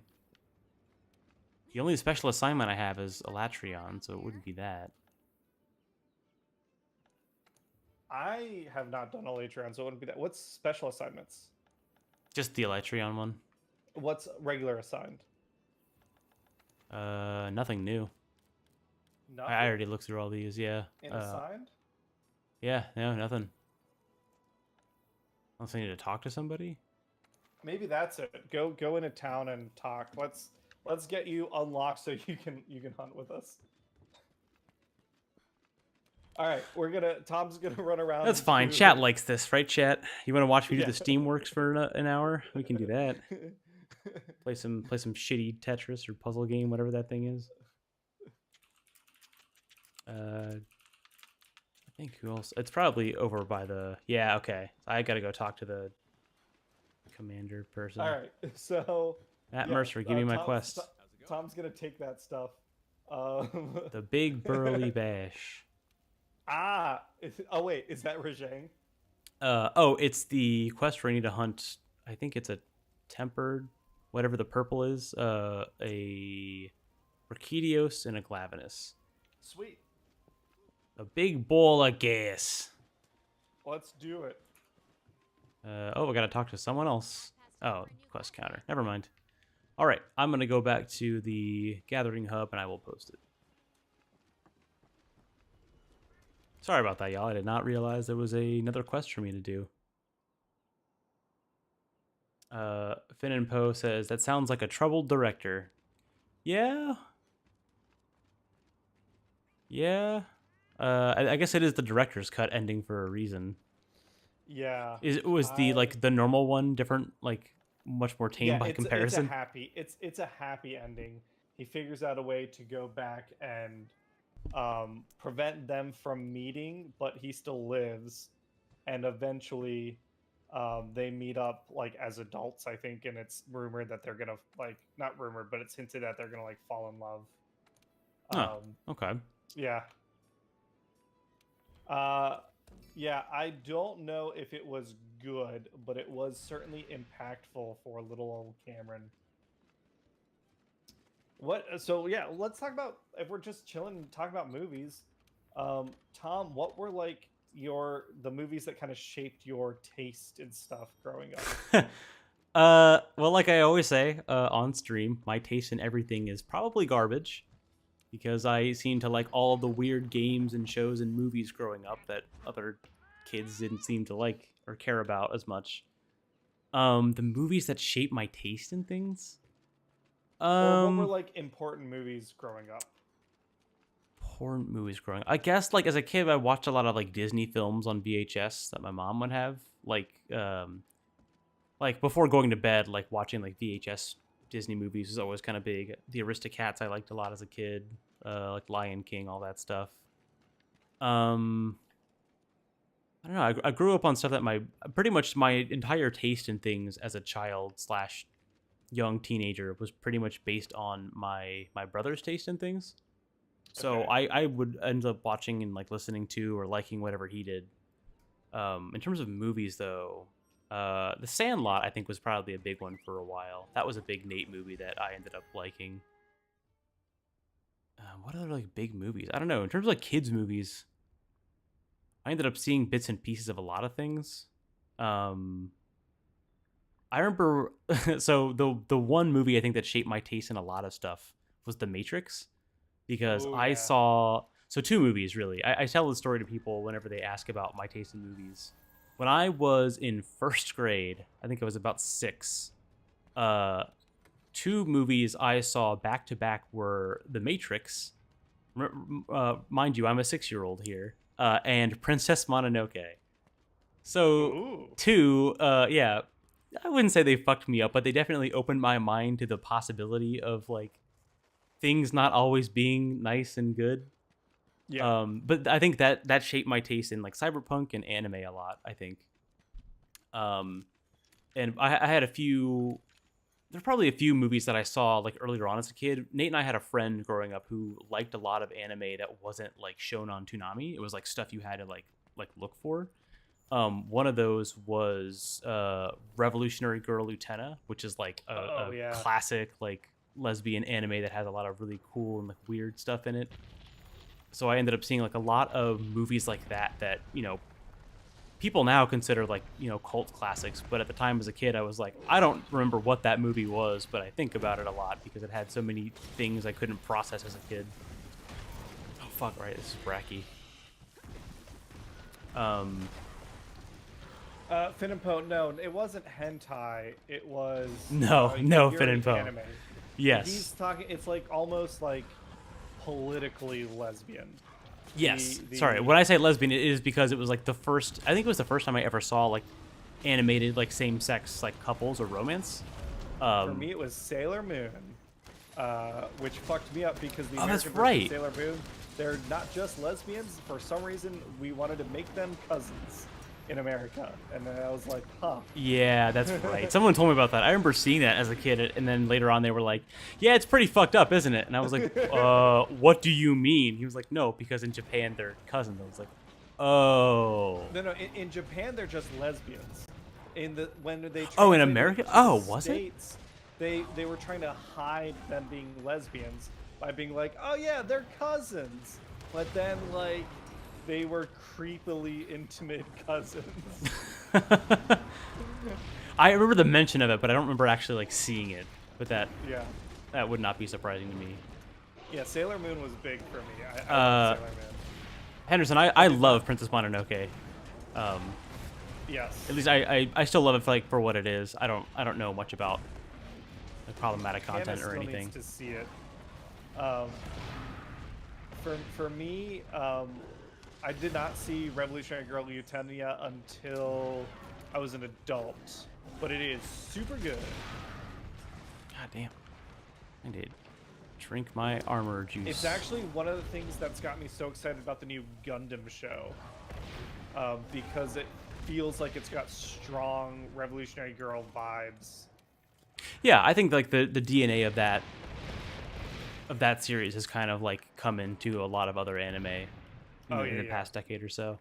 Ratha said Napoleon Dynamite. That was like, I was probably in middle school by the time that came out. If we're talking like middle school era, I remember my taste of things in middle school was probably pretty bad. You know, anything MTV was airing was likely something I would watch just because, you know, that was the first time I was like getting away from like cartoons and things aimed strictly for kids. I remember in early high school, I was a really big fan of Scott Pilgrim because, of course, you know, it has all like the cool music and video game stuff. Of course, it wasn't until later that like the whole lesson of that movie is like, no, Scott is a complete dickhead, and that's the whole point. You don't want to become like him. Which I still like it for, you know, its other reasons now. Oh, also, fuck. the Zonked me. Oh, did he? Oh shit. That was rough. All right, gonna be more careful. Oof. But there's not a whole lot of like really formative movies for me, other than like ones that I watched that like introduced me to a lot of different ideas. There's no movie that I hold so dear that I'm like, oh, it's like the fucking best. The two movies that I consider like my, I guess, like favorites in terms of like aesthetic and story are The Thing and Alien. But I didn't see either of those until like the past 4 years. So, you know. Oh, really? Yeah, even like the first Alien you didn't see until recently? I saw bits and pieces of Alien movies, but I was never interested in like a lot of horror movies as a kid. I would watch them like more toward middle school, but I never like seeked out any of those movies. They just kind of like were on. I knew what a xenomorph was when I was like 4 or 5 because we had an alien toy. I don't know why we had an alien toy. I've been meaning to ask Nate about that. But we had like a xenomorph like action figure, and I remember it was like the one action figure in like the bin of toys that I was like, I don't really like this thing. Why do we have this? And so like when I saw the movies later, I was like, oh, that's what that thing was. Which just opened up even more questions because I was like, why do we have this? Fair. But yeah, when it comes to movies, I don't really have like really good taste in anything. But like in terms of formative movies, like I watched a lot of comedies growing up, and I watched like maybe a few serious movies, but there wasn't a whole lot that like stuck with me. Not the way that other people talk about movies anyway. Interesting. Looking back on what was important to me as a teenager, I'm kind of surprised I didn't turn into like a 4chan chud. Like, I really love. Oh, I think that of myself all the time. Oh, really? I remember like seeing it, and I was like, "Oh, okay, I get the gimmick," but it didn't. I didn't get captured the same way it did for. I wonder if it's just I was watching those movies critically, whereas people watch stuff uncritically. But yeah, big into Fight Club, real big into Boondock Saints. Okay, that was another one. Okay, that I will say that was one growing up that I did like a lot. That was also one of Boondock Saints like way too much over and yeah. over again. That was another Nate movie that I ended up liking by extension. Yeah. Now it's one of those where it's so like overdone, and it's like it's become too much of like an edgy thing where I'm like I don't really care. That and like nowadays my view on like vigilante justice is like 180 from what it was. I remember seeing Watchmen when that was coming out. My cousin took Nate and I to go see it, and at the time I thought it was cool, but it was also like I was never like big into like superheroes as a kid, so I was sort of like, yeah, it's cool because it's like superheroes but dark or whatever. You know, now it's got its own thing to it, but yeah, I feel you on that one. I was someone who never watched things critically. I either liked it for the content in it. If someone ever asked me like, "Oh, was it good?" I'd be like, "I don't know if it was good, but it was cool." You know what I mean? Yeah. Oh, do we need to capture or just kill? That's a good question. Let me check the quest thing. I think it's a red square, so it's kill. Okay. Yeah, Henderson said. Jojo. Oh yeah, go ahead. Or do you want? Okay, I was gonna say Henderson said, "Leave it up to the U.S. to make a romantic situation weird as fuck by revealing the cousin angle." Yeah, that's weird. That's also why I thought it was. I figured like the source anime would have more detail, but I guess no. It was the U.S. attempting U.S. for kids animation or whatever attempting to hide the homoerotic overtones by trying to explain their affection as a familial one. But yeah. Pokemon the movie. Okay, that I can say that's a formative one. Absolutely, that was a banger of a movie. Might still be to this day. Oh yeah, when people refer to the Pokemon movie, they usually mean that one. I didn't love the Pokemon movie, but I really loved Pokemon 2000. I remember seeing both. I think I liked the Pokemon movie so much because it was just Pokemon on the big screen. The first time, yeah. Yeah. Don't feel bad I haven't seen Alien. I have not seen any of the sequels yet. I say that I like Alien a lot, and I do, but I planned on watching all of them last year, and then the platform I was going to watch them on took them all off like the week before I did it. So I just haven't. I rarely make time to sit down to watch things as much as I used to. So for me, I just haven't actually gone and done it. But that might be something I do this year if I try to spend less time on Alien is games. really good. Aliens is really good. Entirely different movie, but it's really good. Leave it I know to some of the Cameron to. Well, careful. If Henderson's in chat, you don't want to badmouth. I'm not bad mouthing him. He fucking took Alien. I would say he knowingly took the franchise in the literal wrong direction, but he still managed to make a. What the fuck are we doing here? I think we're going to. My fucking trail rider. Is I was following you. I was like, where are we going? I'm trying to. I couldn't There it is. But he made it into. He was like, Alien. That was a horror movie. Let me make it into action schlock. But it was really good action schlock. Then. I don't know that 3 and 4. They're interesting, but I wouldn't call them super good. Those are the ones I've heard aren't as good as the first two. Oh, Hannah's here. What do you need? Hey, Hannah. Ooh, yes. Oh no. Hannah, hop on and help us kill this Clavinus. Oh god. Well, I might not have my shield up, but at least I'm built for defense. Let's see. I love slashers like Scream, Friday the 1. I think Friday the I'm assuming they mean Friday the 13th. Yeah, so a lot of horror movies I didn't really get into until recently. I think once the A24 stuff started coming out, I like watching those even if some aren't good, just because I think they're interesting. Yeah. I've started to realize that I might not like what's good, but if I watch something because it has an interesting premise, that's entertainment for me. Controllers died or something. So I more so am watching interesting things now. One of my favorite movies is It Follows, because I think that the way they do the monster is really cool, and plus the person that does the soundtrack is one of my favorite soundtrack artists. They did the soundtrack for Hyper Light Drifter, which is one of my favorite games. Yes. Henderson, yeah, I'm not knocking Aliens. What I'm saying is James Cameron came into the franchise and redefined it with the sequel. Alien was one thing, and then he made a movie that is tonally very different. Almost not the same movie in terms of tone or even theme or message, but it redirected the franchise because of how good it was. I'm not dissing James Cameron. It Follows was awesome. Did you see Samar? Oh, Midsummer? Midsummer? Yeah, Midsummer. No, that's one that I read the synopsis to. But it sounds awesome. It sounds really good, and I actually think about that one, at least reading it on Wikipedia a lot. I didn't see Midsummer. I guess A24 doesn't always have horror movies. I did see Get Out. I saw Hereditary, which I think I still really like.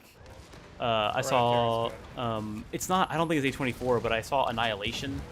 Annihilation and Hereditary I wanted to see for a long time. Annihilation is so good. I loved Annihilation. I thought it was awesome. Really bums me out that movie didn't get more love. I know. I love I think the thing that now that I have watched more, Track the Monster. I am tracking the monster, I think. My overall thing with movies now is I watch more horror and psychological thriller movies now. Part partially I got into it because like Halloween and like John Carpenter stuff, Yeah. his directing and his music especially, because a lot of synthwave artists I listen Nice. to take from him. But like I like to watch a lot of the interesting like psychological stuff that, you know, A24 or adjacent stuff has. I'm not going to use the term elevated horror because that sounds stupid. Just nuanced horror. Yeah, it's just you know newer stuff. Like I've wanted to watch Skinamarink for a while. I haven't seen that yet either. There's a that one I don't know about. There's a movie called Skinamarink. Yeah, Like, it's a weird like title. The fucking children's song. I Skinamarink, think we could do. the only thing I know about it, and please no spoilers in chat because I do want to watch it. It seems I've heard it's not great, but it seemed interesting. The only like the description is like two boys wake up in the middle of the night to find that their father is missing and that all of the doors in their house are gone. And that's like the quick like through line of the story, and I'm like, all right, that's enough that I would watch it. Interesting. Babadook, yeah, I've seen Babadook Boom Headshot. That one, I like that one. I think it's pretty good. That movie was better than its title had any right to allow it to be. Yeah, I that's really one liked that Babadook.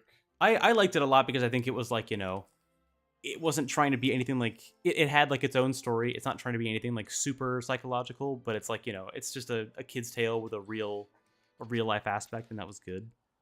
Yeah, it was to me in the very classic sense of grim fables where it's a metaphor. Like the so spoiler for Babadook, it's not a big spoiler because I'm not telling you the plot. But the Babadook is just a metaphor for grief, and it was really fucking good. Like, Yeah. I really like that movie, and it is the dumbest fucking name on the planet. It's almost as bad as, so I like the John Wick movies, but it's almost as bad as when they call him Yaga. What they call him, Yaga Baba, right? Or what's her name? Baba Yaga. They call him Baba Yaga, and they're like, it means the Reaper, and it's like, no, that's like a fucking Scandinavian witch. What are you talking about? Why would anyone call him Baba Yaga? Have you seen the Halloween party meme where the person dresses as the Babadook? No. It's a really stupid thing. It's like it's a tweet. It's like, throwback to Halloween when I dressed as the Babadook. My friend's house had more of a grown-ups drinking wine vibe. And it's just a picture of this person dressed as the Babadook with like the white like face paint on, and everyone else is just dressed in normal clothes. I think of that every time I think of that movie. Very good. Yeah, I don't know. I watch a lot of like horror stuff now as an adult just because like I like the idea of that, of like the psychological stuff, but also like the way that they do horror. Because now that, like, you know, jump scares and things don't really interest me, I like seeing how people try to like make horror work, or even just like the unsettlingness of it. Do you need to go back and talk to Matt Mercer again, or Oh, good point. I don't know. go talk to him and then see if we can do, maybe we got some more, we got half an hour left on stream to do Guiding Lands. Henderson, yeah, the John Wick, I mean, I don't think it's spoilers because it's the overall plot of the movie. Yeah. He's an ex-assassin who got out of the business. His wife passed away, and people that are like were in the business with him, their kids fucked him over. Yeah, he's an assassin, which again, the name Baba Yaga doesn't denote his skill set, nor does it like thematically apply. Like, I'm gonna look it up real quick. Why? Though the movie has an explanation for Baba Yaga.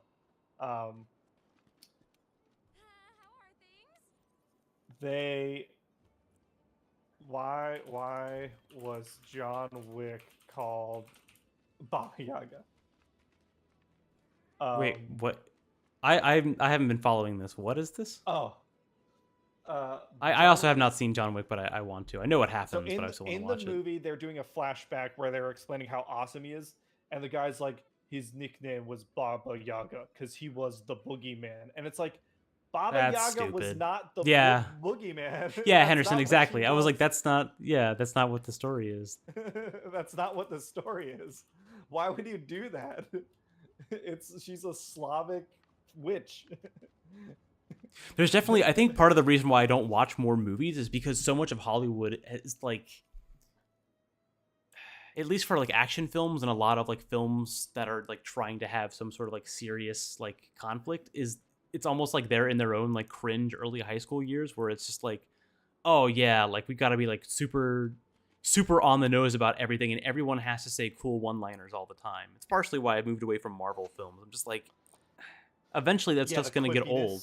But for them, because it made so much money, like most people have kind of like moved past it and they are still just like, yeah, let's do more. I don't mean this just for Marvel films. I mean this for like a lot of stuff, but just the elements of that in movies is the one thing that'll make me be like, all right, I'll watch this, but it has automatically placed itself out of a place of love for me if they do it too much. Yeah. All right.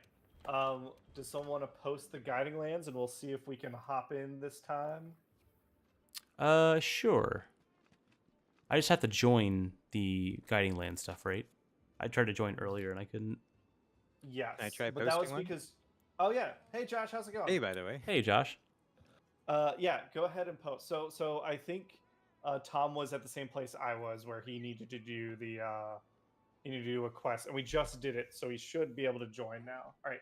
Josh Okay. has departed on an expedition to the Guiding Lands, so we can see about joining. NoobTube says excited for Rise of the Beasts. Is that a Transformers thing? Yeah, it's the new Transformers movie. Called it. I don't know. Kind of. It's cool that it's Beast Wars. I got my first Rise of the Beasts action figure. I got Cheetor over here. I haven't opened him up yet. Is he dangerously cheesy? Yes. Sorry about that, chat. I think that it's cool. I'm excited for Beast Wars, but I like the Bumblebee movie, and I don't like Michael Bay movies generally, and I didn't like his version of Transformers. The Bumblebee movie seemed like a step in the right direction, and from everything I've seen and the way they talk about Rise of the Beast, it seems like a step backwards. I'm still gonna go see it. Hopefully hopefully I'm wrong, but it does feel. If it's a Michael Bay style Transformers movie, I'm gonna walk out of that theater because I don't need to waste my life. Who is directing the new one? It is not Chris Knight. Let me look it up. Yeah, I don't know how many other new movies are out that I care to see. My taste in movies is Stephen Capel weird. Jr., who is not a name I know. Stephen Capel? Yeah. Let's see what he's directed. He directed Creed 2? Oh shit. Really?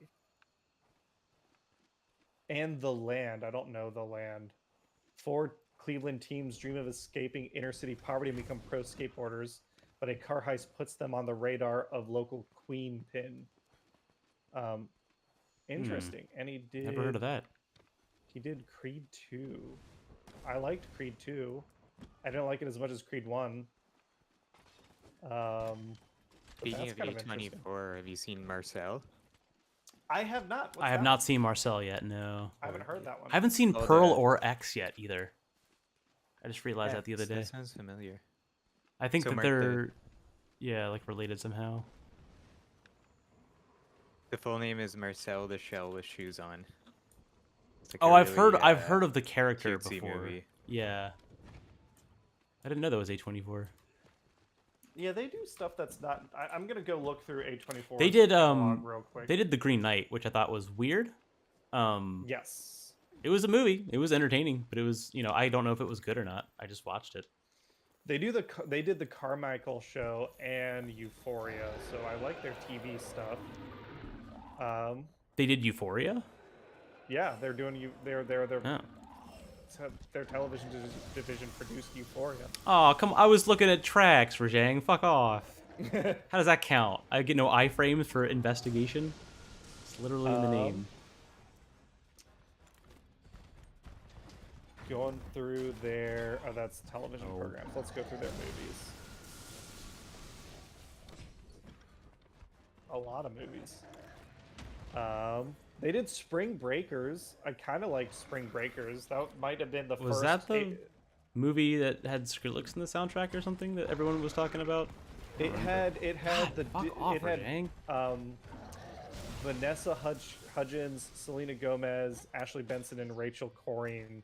And I think the deal was that Selena Gomez at the time was just coming out of her Disney actress role. And she did this movie, and it was like everyone was like, "Oh, it's so raunchy." And then James Franco basically acted as the rapper. What's his name? Okay, I remember Big seeing Boy? like the trailer for this or something, yeah, and it didn't seem good at the time, but I don't know. It was weird. Dangerous, that's his name. But okay, the Bling Ring, didn't see that. Enemy, oh shit, they did Enemy. Enemy was super good. It's Enemy. a Denis Villeneuve film. Denis Villeneuve, who did Dune and guy. Sicario, and Arrival. Okay, so like, yeah, if they were the one that helped Villeneuve do his stuff, then good on them, because he does real good movies. I'm so excited. That's what I'm looking forward to this year, Dune 2, basically.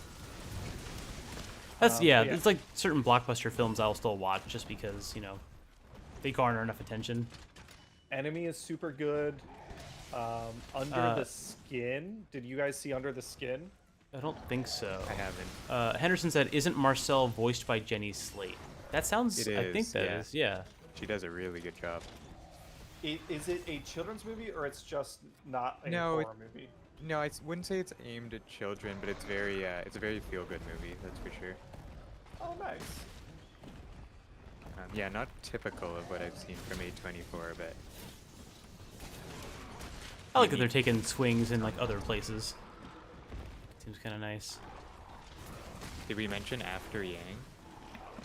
No, I haven't gotten there yet. They did Tusk. That was another one that I read the synopsis for, but did not. You should watch it at some point. I don't think the synopsis does it justice. But it was Tusk was weird as fuck. That was Kevin Smith, wasn't it? That did Tusk. Yeah. Yeah.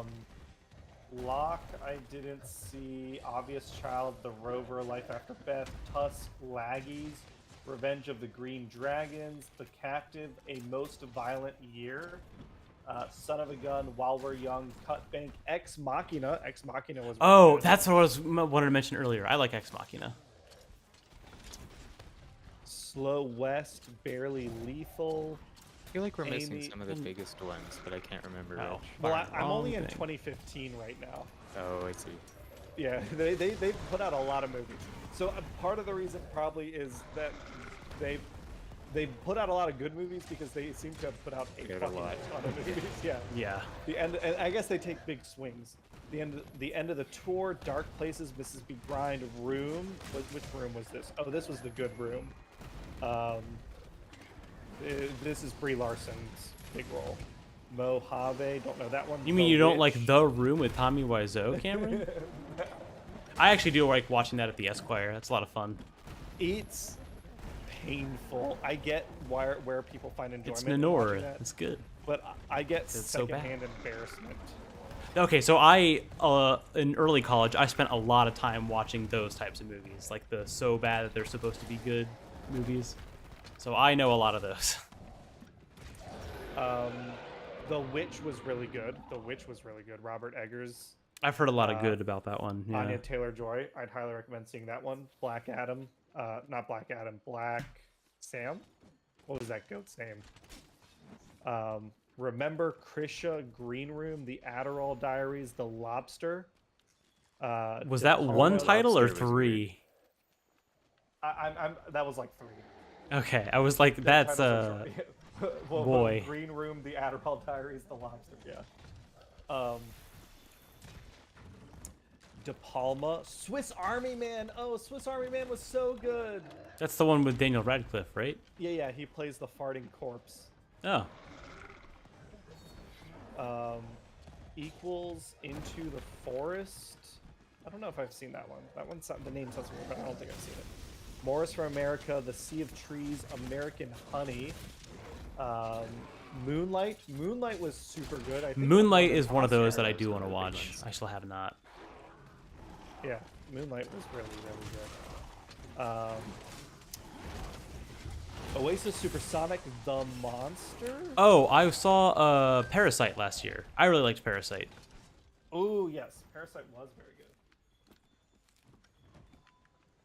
Oh, that reminds me, I need to cancel HelloFresh.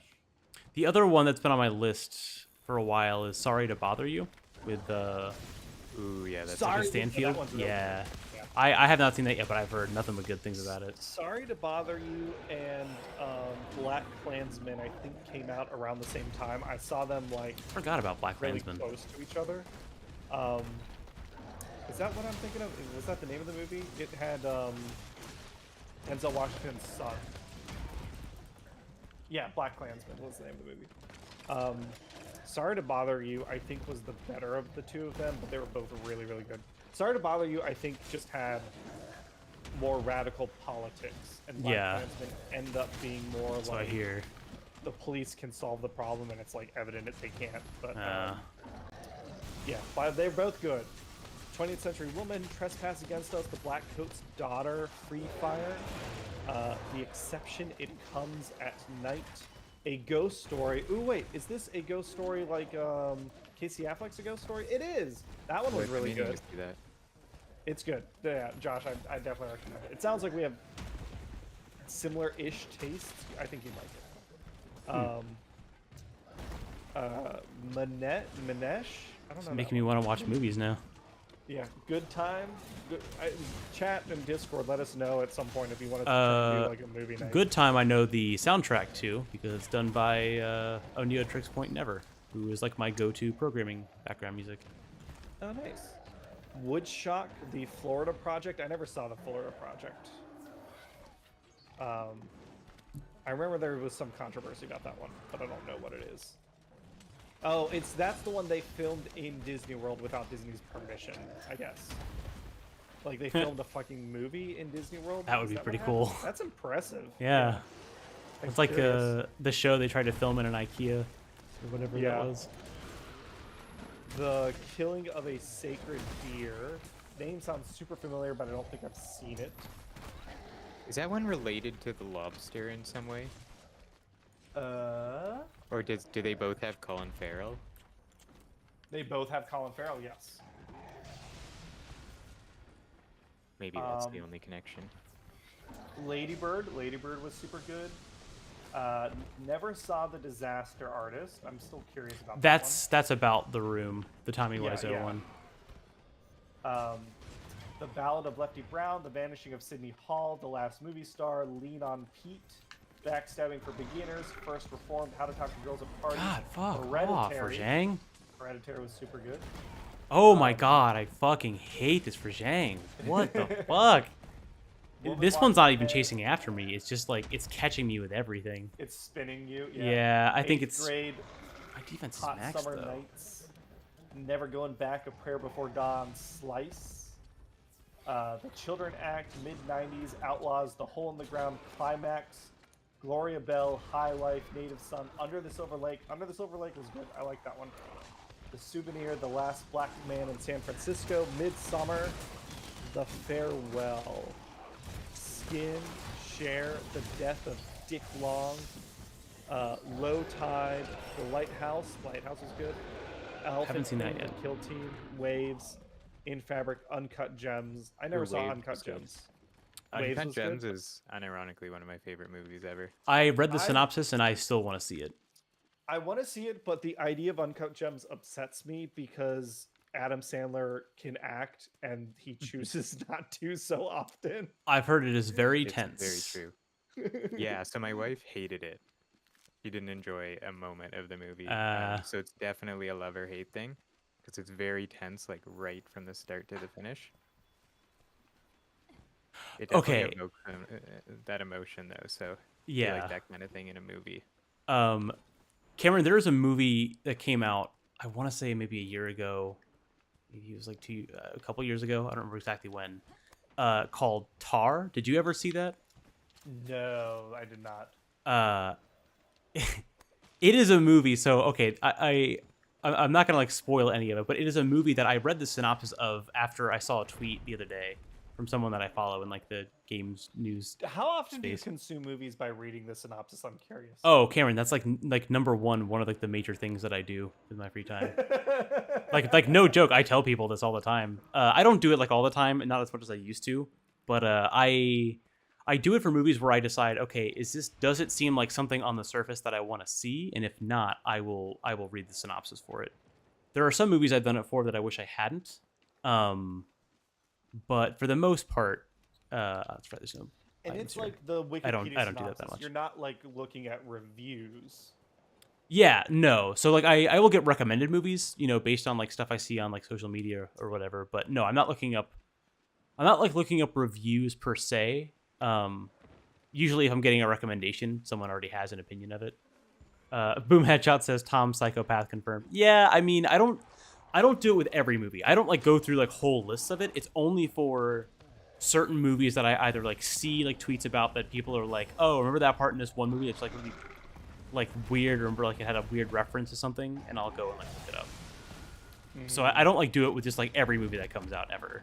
I do not have the time or patience for that. Gotcha. Nor would I want to. But there's a movie out called Tar that the very last sentence of the synopsis on Wikipedia fucking made me do like a double take, and I don't know if it's like worth seeing. Some people have said that it's good, but it has something to do with something that we talk about very often. The movie itself is supposed to be about a composer who basically she's like this really famous composer. And I forget exactly what happens, but it's supposed to be like a psychological drama movie. Anyway, Cameron, for you, I would recommend if you watch the trailer and it doesn't seem like something you want to watch, read the synopsis, and the last sentence will it just sent me. I don't know. What is the synopsis?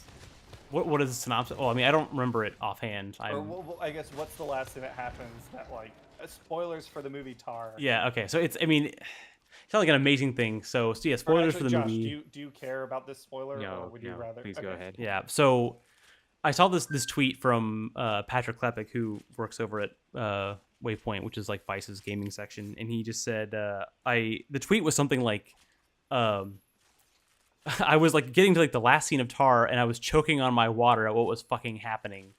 And then like people were talking about it, and they were like, I know it's crazy, right? And he was like, I saw like the a credit to a company in the title, and I thought, oh, so someone must be playing a video game. That must be what happens in it. So what apparently in the beginning of this movie, there's credit for Capcom as like a company, and the whole movie is about this woman who is she's like a very prominent like figure in like the composer space. Like she does like a lot of like famous, I don't know the terms for composers and things. I'm probably gonna get it wrong, but she's like a very famous composer. She's like basically like a prodigy at it. She is incredible at like putting together these pieces and doing like old like orchestrations and things. And at some point, I guess like she gets like accused of like sexual assault of like one of her either one of her old like students when she was a teacher at one of like the bigger music schools. She goes through this whole like psychological drama thing. It's very A24 like. The movie ends with her, I guess, like getting like canceled and blacklisted from all this stuff. The last scene of the movie is it opens on her, I guess, coming back to being a maestro, and she's fucking leading an entire orchestra to do the intro song from this game. And there's like from Monster Hunter World, from this fucking game, and there's no like lead up to it. There's no fucking warning to it at all. Like some of the last scenes just show her like, going into exile, not doing anything. And the fucking last scene is just her leading an entire band through the fucking intro song for Monster Hunter World. And it like, I just read that and I was like, what does that have to do with any of what the fuck I just read? I have no fucking idea. Maybe they just wanted like epic music or something. I'm running around doing nothing. Now I'm gonna have to watch Tar. That's what I'm saying. Is I was like, I read the synopsis, but now I just want to watch more of it. I don't know if it's good or not, but that's That's what I heard, and so someone online was saying that, and it's not like a big reveal, but it's just so. I guess some people were reading it as like, oh, she can't do these great pieces anymore. Now she's stuck doing, music for video games, which is not nearly as prestigious. Okay, he's actually gonna track the monster. Sorry, Chad, I've been fucking rambling and wandering around for a bit. But this guy's not going anywhere. Someone was saying like, well, it's not so much about the fact that like, oh, she's doing video games and video game music isn't nearly as much art as more as it is about like the whole movie. She's spending the majority of her career being stressed about not being the best, not like doing the next possible like thing to make her like a one of the greats, so to speak. And the ending scene is supposed to be about her being like, no, I like the act of composing. I don't care about the status of it. I want to do it because I enjoy the participation of the actual like thing. And so the Monster Hunter scene is supposed to be like her realizing like, yeah, I don't necessarily have to be this prestigious big name composer. I can just do it for the sake of it being fun. And with the community, like the Monster Hunter community, and I guess a bunch of cosplayers show up in that scene. She's like actually enjoying composing again, doing the Monster Hunter World intro song, because that's like her getting back to her roots, saying like, yeah, fuck all the status. I just want to do the fun stuff.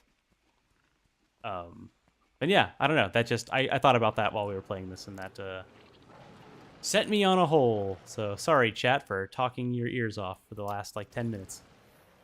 Nah, I'm sure they're fine. They're a bunch of fucking weirdos left. Anyway. Yeah. Hi, hello, how are you today? Lol, I like the part in the stream where Cameron lists movies for a long time. I love that reference. Yeah. It's good. Yeah. I just got to, before we went to talk about Tar, I got to that was 2020. So there's still more stuff coming out. The Whale, I haven't seen that one yet. I haven't seen that, but I wanted to. It's like Brendan Fraser coming back to acting after they blacklisted him and did all that terrible shit. Yeah. What's the other one? What was it called? Marcel? Half-Files. Yeah, Marcel the Shell with Shoes Shoes. In the last couple years. Oh, yeah. Huh. Oh my god, let me charge my shield, Devil Joe. Fuck off. After Yang was in 2020. Why? So yeah, we'll go through. First Cow, this is falling Boy apart. Slate, On the Rocks, Saint Maud, Saint Maud? I don't know. Minari, False Positive, Zola, Val, The Green Knight. We talked about that one. Lamb, I didn't like. Oh, I remember the trailer it for was Lamb. weird. Yeah. It was a weird one. Not But in a it good also way. felt like there wasn't a lot going on. The idea was interesting. The Souvenir Part 2, Come On, The Humans, Red Rocket, The Tragedy of... Wait, Red Rocket. A washed-up porn star returns to a small Texas hometown even though no one there really wants him back. The Tragedy of Macbeth, The Skies Everywhere After Yang. X, Everywhere, Everything, Everywhere, All at Once. That was really good. Oh, yeah, that was good. Still haven't seen that, but I Man. heard it's great. Oh, you gotta see that. Yeah. Okay. That's on my list Men for sure. was good. Elizabeth, A Portrait in Parts, Marcel with the Shell with Shoes On, Bodies, Bodies, Bodies, Funny Pages, Pearl, Instinct, God's Creatures, Stars at Noon, After Sun, Causeway, The Inspection, White Noise, The Eternal Daughter, The Whale. This Place Rules, When You Finish Saving the World is the last one that's come out. So, yeah, they've come out with, like, I feel like major studios, I guess A24 should count as a major studio now, because that feels like quite the slate. Does like Sony just come out with like a fucking 100 movies a year or some shit? Like, and a lot of these feel like heavy hitters, but maybe they're not. I guess they're not like Spider-Man or Venom or Marvel stuff. I mean, I don't know. I don't really know what's considered like a big number of movies for those types of things. God damn it. I didn't remember these at all. I mean, they've definitely like done a lot. I don't know if like big is like the status that they really want to be. I think that they get to do a lot more of the weird stuff because they're not like, what Universal or Sony or whatever the other big studios are. I can't think of it at the moment. Mm-hmm. But like in terms of like sheer number, yeah, I would say that they're up there, and also by popularity too. Damn it. Sing out in chat. Which list of movies for an entire studio should Cameron do next? Don't actually do that. We're not going to do that. Come on, it's only 8:30. It's only the end of stream. We can keep going. It is interesting though. I didn't actually know half of those movies were the ones that I knew of anyway were A24. Yeah, I guess I've only Why am I known, crawling? like the more popular A24 movies, but they do because they do a lot of stuff. Henderson, yeah, anything owned by Disney. Maybe it's not the number of movies, maybe it's how much they make. So, for example, let me favorite or what's like the biggest A24 movie you've made? Everything, Everywhere, All at Once, maybe. In recent memory, yeah. That or Get Out. So Everything, Everywhere, All at Once had a budget of $25 million. Oh, that was made $100 million. So that's that scale. Now let's pick a shitty, like give me a bad superhero movie, something that. Bad as in like a bad popular one, or like a bad as in like unknown. Like one that didn't even do that well. Okay. Thor. Thor. Yeah. Okay. The first Thor. That's Not Ragnarok. That was good. Catwoman 2002. No, that one's like an actual fucking bomb. Oh, so you mean like things that made like money, yeah. So Thor, the first Thor, which everyone I think said was like the mediocreest original Marvel movie, had a budget of $150 million, and it made $500 million. So I guess maybe that's it. It's like it's not the amount of movies, it's the amount of money they make is what makes A24 still. And me sitting here thinking, I think $100 million is awesome, but I guess if you're Disney, that's not like where you're trying to operate at. No. What's the new Ant-Man Quantumania? Ant-Man and the Wasp Quantumania. I think this one's considered kind of a bomb, and it made it cost $200 million, and it so far made $420 million. But I know it had some big like drop off or something. Yeah, that's interesting.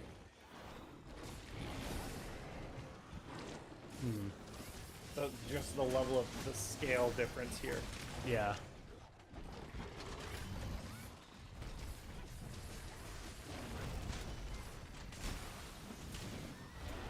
Josh, how was your last week? Not my best week ever.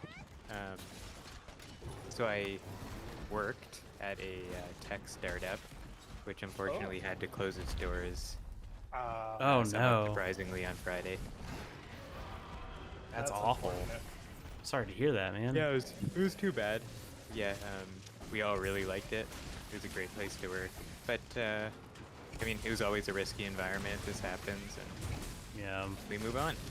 I'm curious if you're cool talking about it. You're in Canada, right? I am.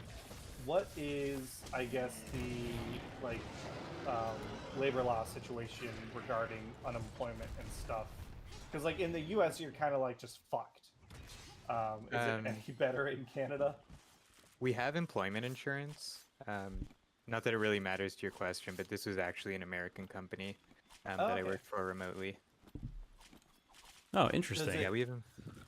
Do they have to follow Canadian laws since you're a Canadian citizen? Do they have to, or is it they were just operating like you're a United States citizen? Because like my company, when we hire like European citizens, they have to follow European labor laws. Yeah, so they did have to follow Canadian law. I was hired at first through a separate entity, so my contract was not actually like named under that company name. It was a third party. And then more recently, they were able to bring Canadians on directly. So we were, transferred under to the company specifically. Gotcha. Oh, interesting. But yeah, so, no visa or anything. I was working as a Canadian for them. So does employment insurance like works if you are like a Canadian citizen, even if you're working remotely? Yeah. So. Okay. Yeah, employment insurance I get through Canada. They also gave us severance, so Yeah, I'll be That's okay on good. the search for a new job. They also actually left on 30% of the workforce, part of which is HR, and they're there mainly for the purpose of supporting people as they move on. Like they're going to Oh, act as interesting. a talent agency for us, among other things. Shop resumes around and connect with headhunters and that sort of stuff. Yeah, exactly. That's a nice level of Yeah. support. I would not expect that level of support from my company. Oh yeah, yeah. No, it was a really supportive culture at this company. I guess Hopefully it is. you two have had better weeks.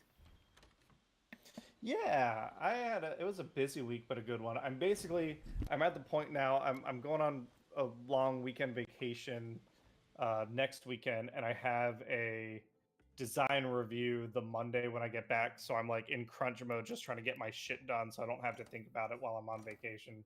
But other than that, it was a good week. Played a lot of TTRPG stuff and spent a lot of time with family. It was good. Nice.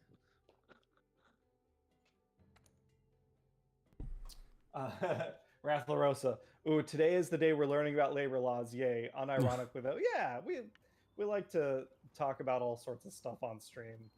Cheryl, it's a nice silver lining. Yeah, uh, yeah. I mean, we live in Ohio, which has at will employment for a lot of people, which is not great.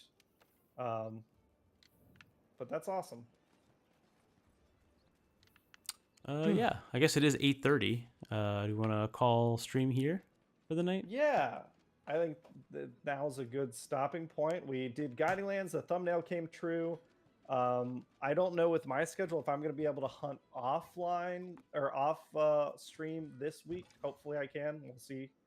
But we'll be back next Monday with my goal. Next Monday is start farming Raging Brachydios. Josh, I don't know where you are in your farm stuff, but that's like the next set I need. Oh, I could do that. That's what I'm wearing. Yeah, that's most of my armor and Oh, you're gear already right okay. now. So I still got some catching up to do. Oh, I'm Yeah, more than happy to join you anyway. Yeah, so that'll be my goal, is to farm some Raging Brachydios gear, and then I think Staffy Jiva. We'll see. That'd be cool. Thanks everyone for hanging out. Yeah, thanks everybody. We'll be back on. I think this Wednesday we're gonna try and do more Elden Ring.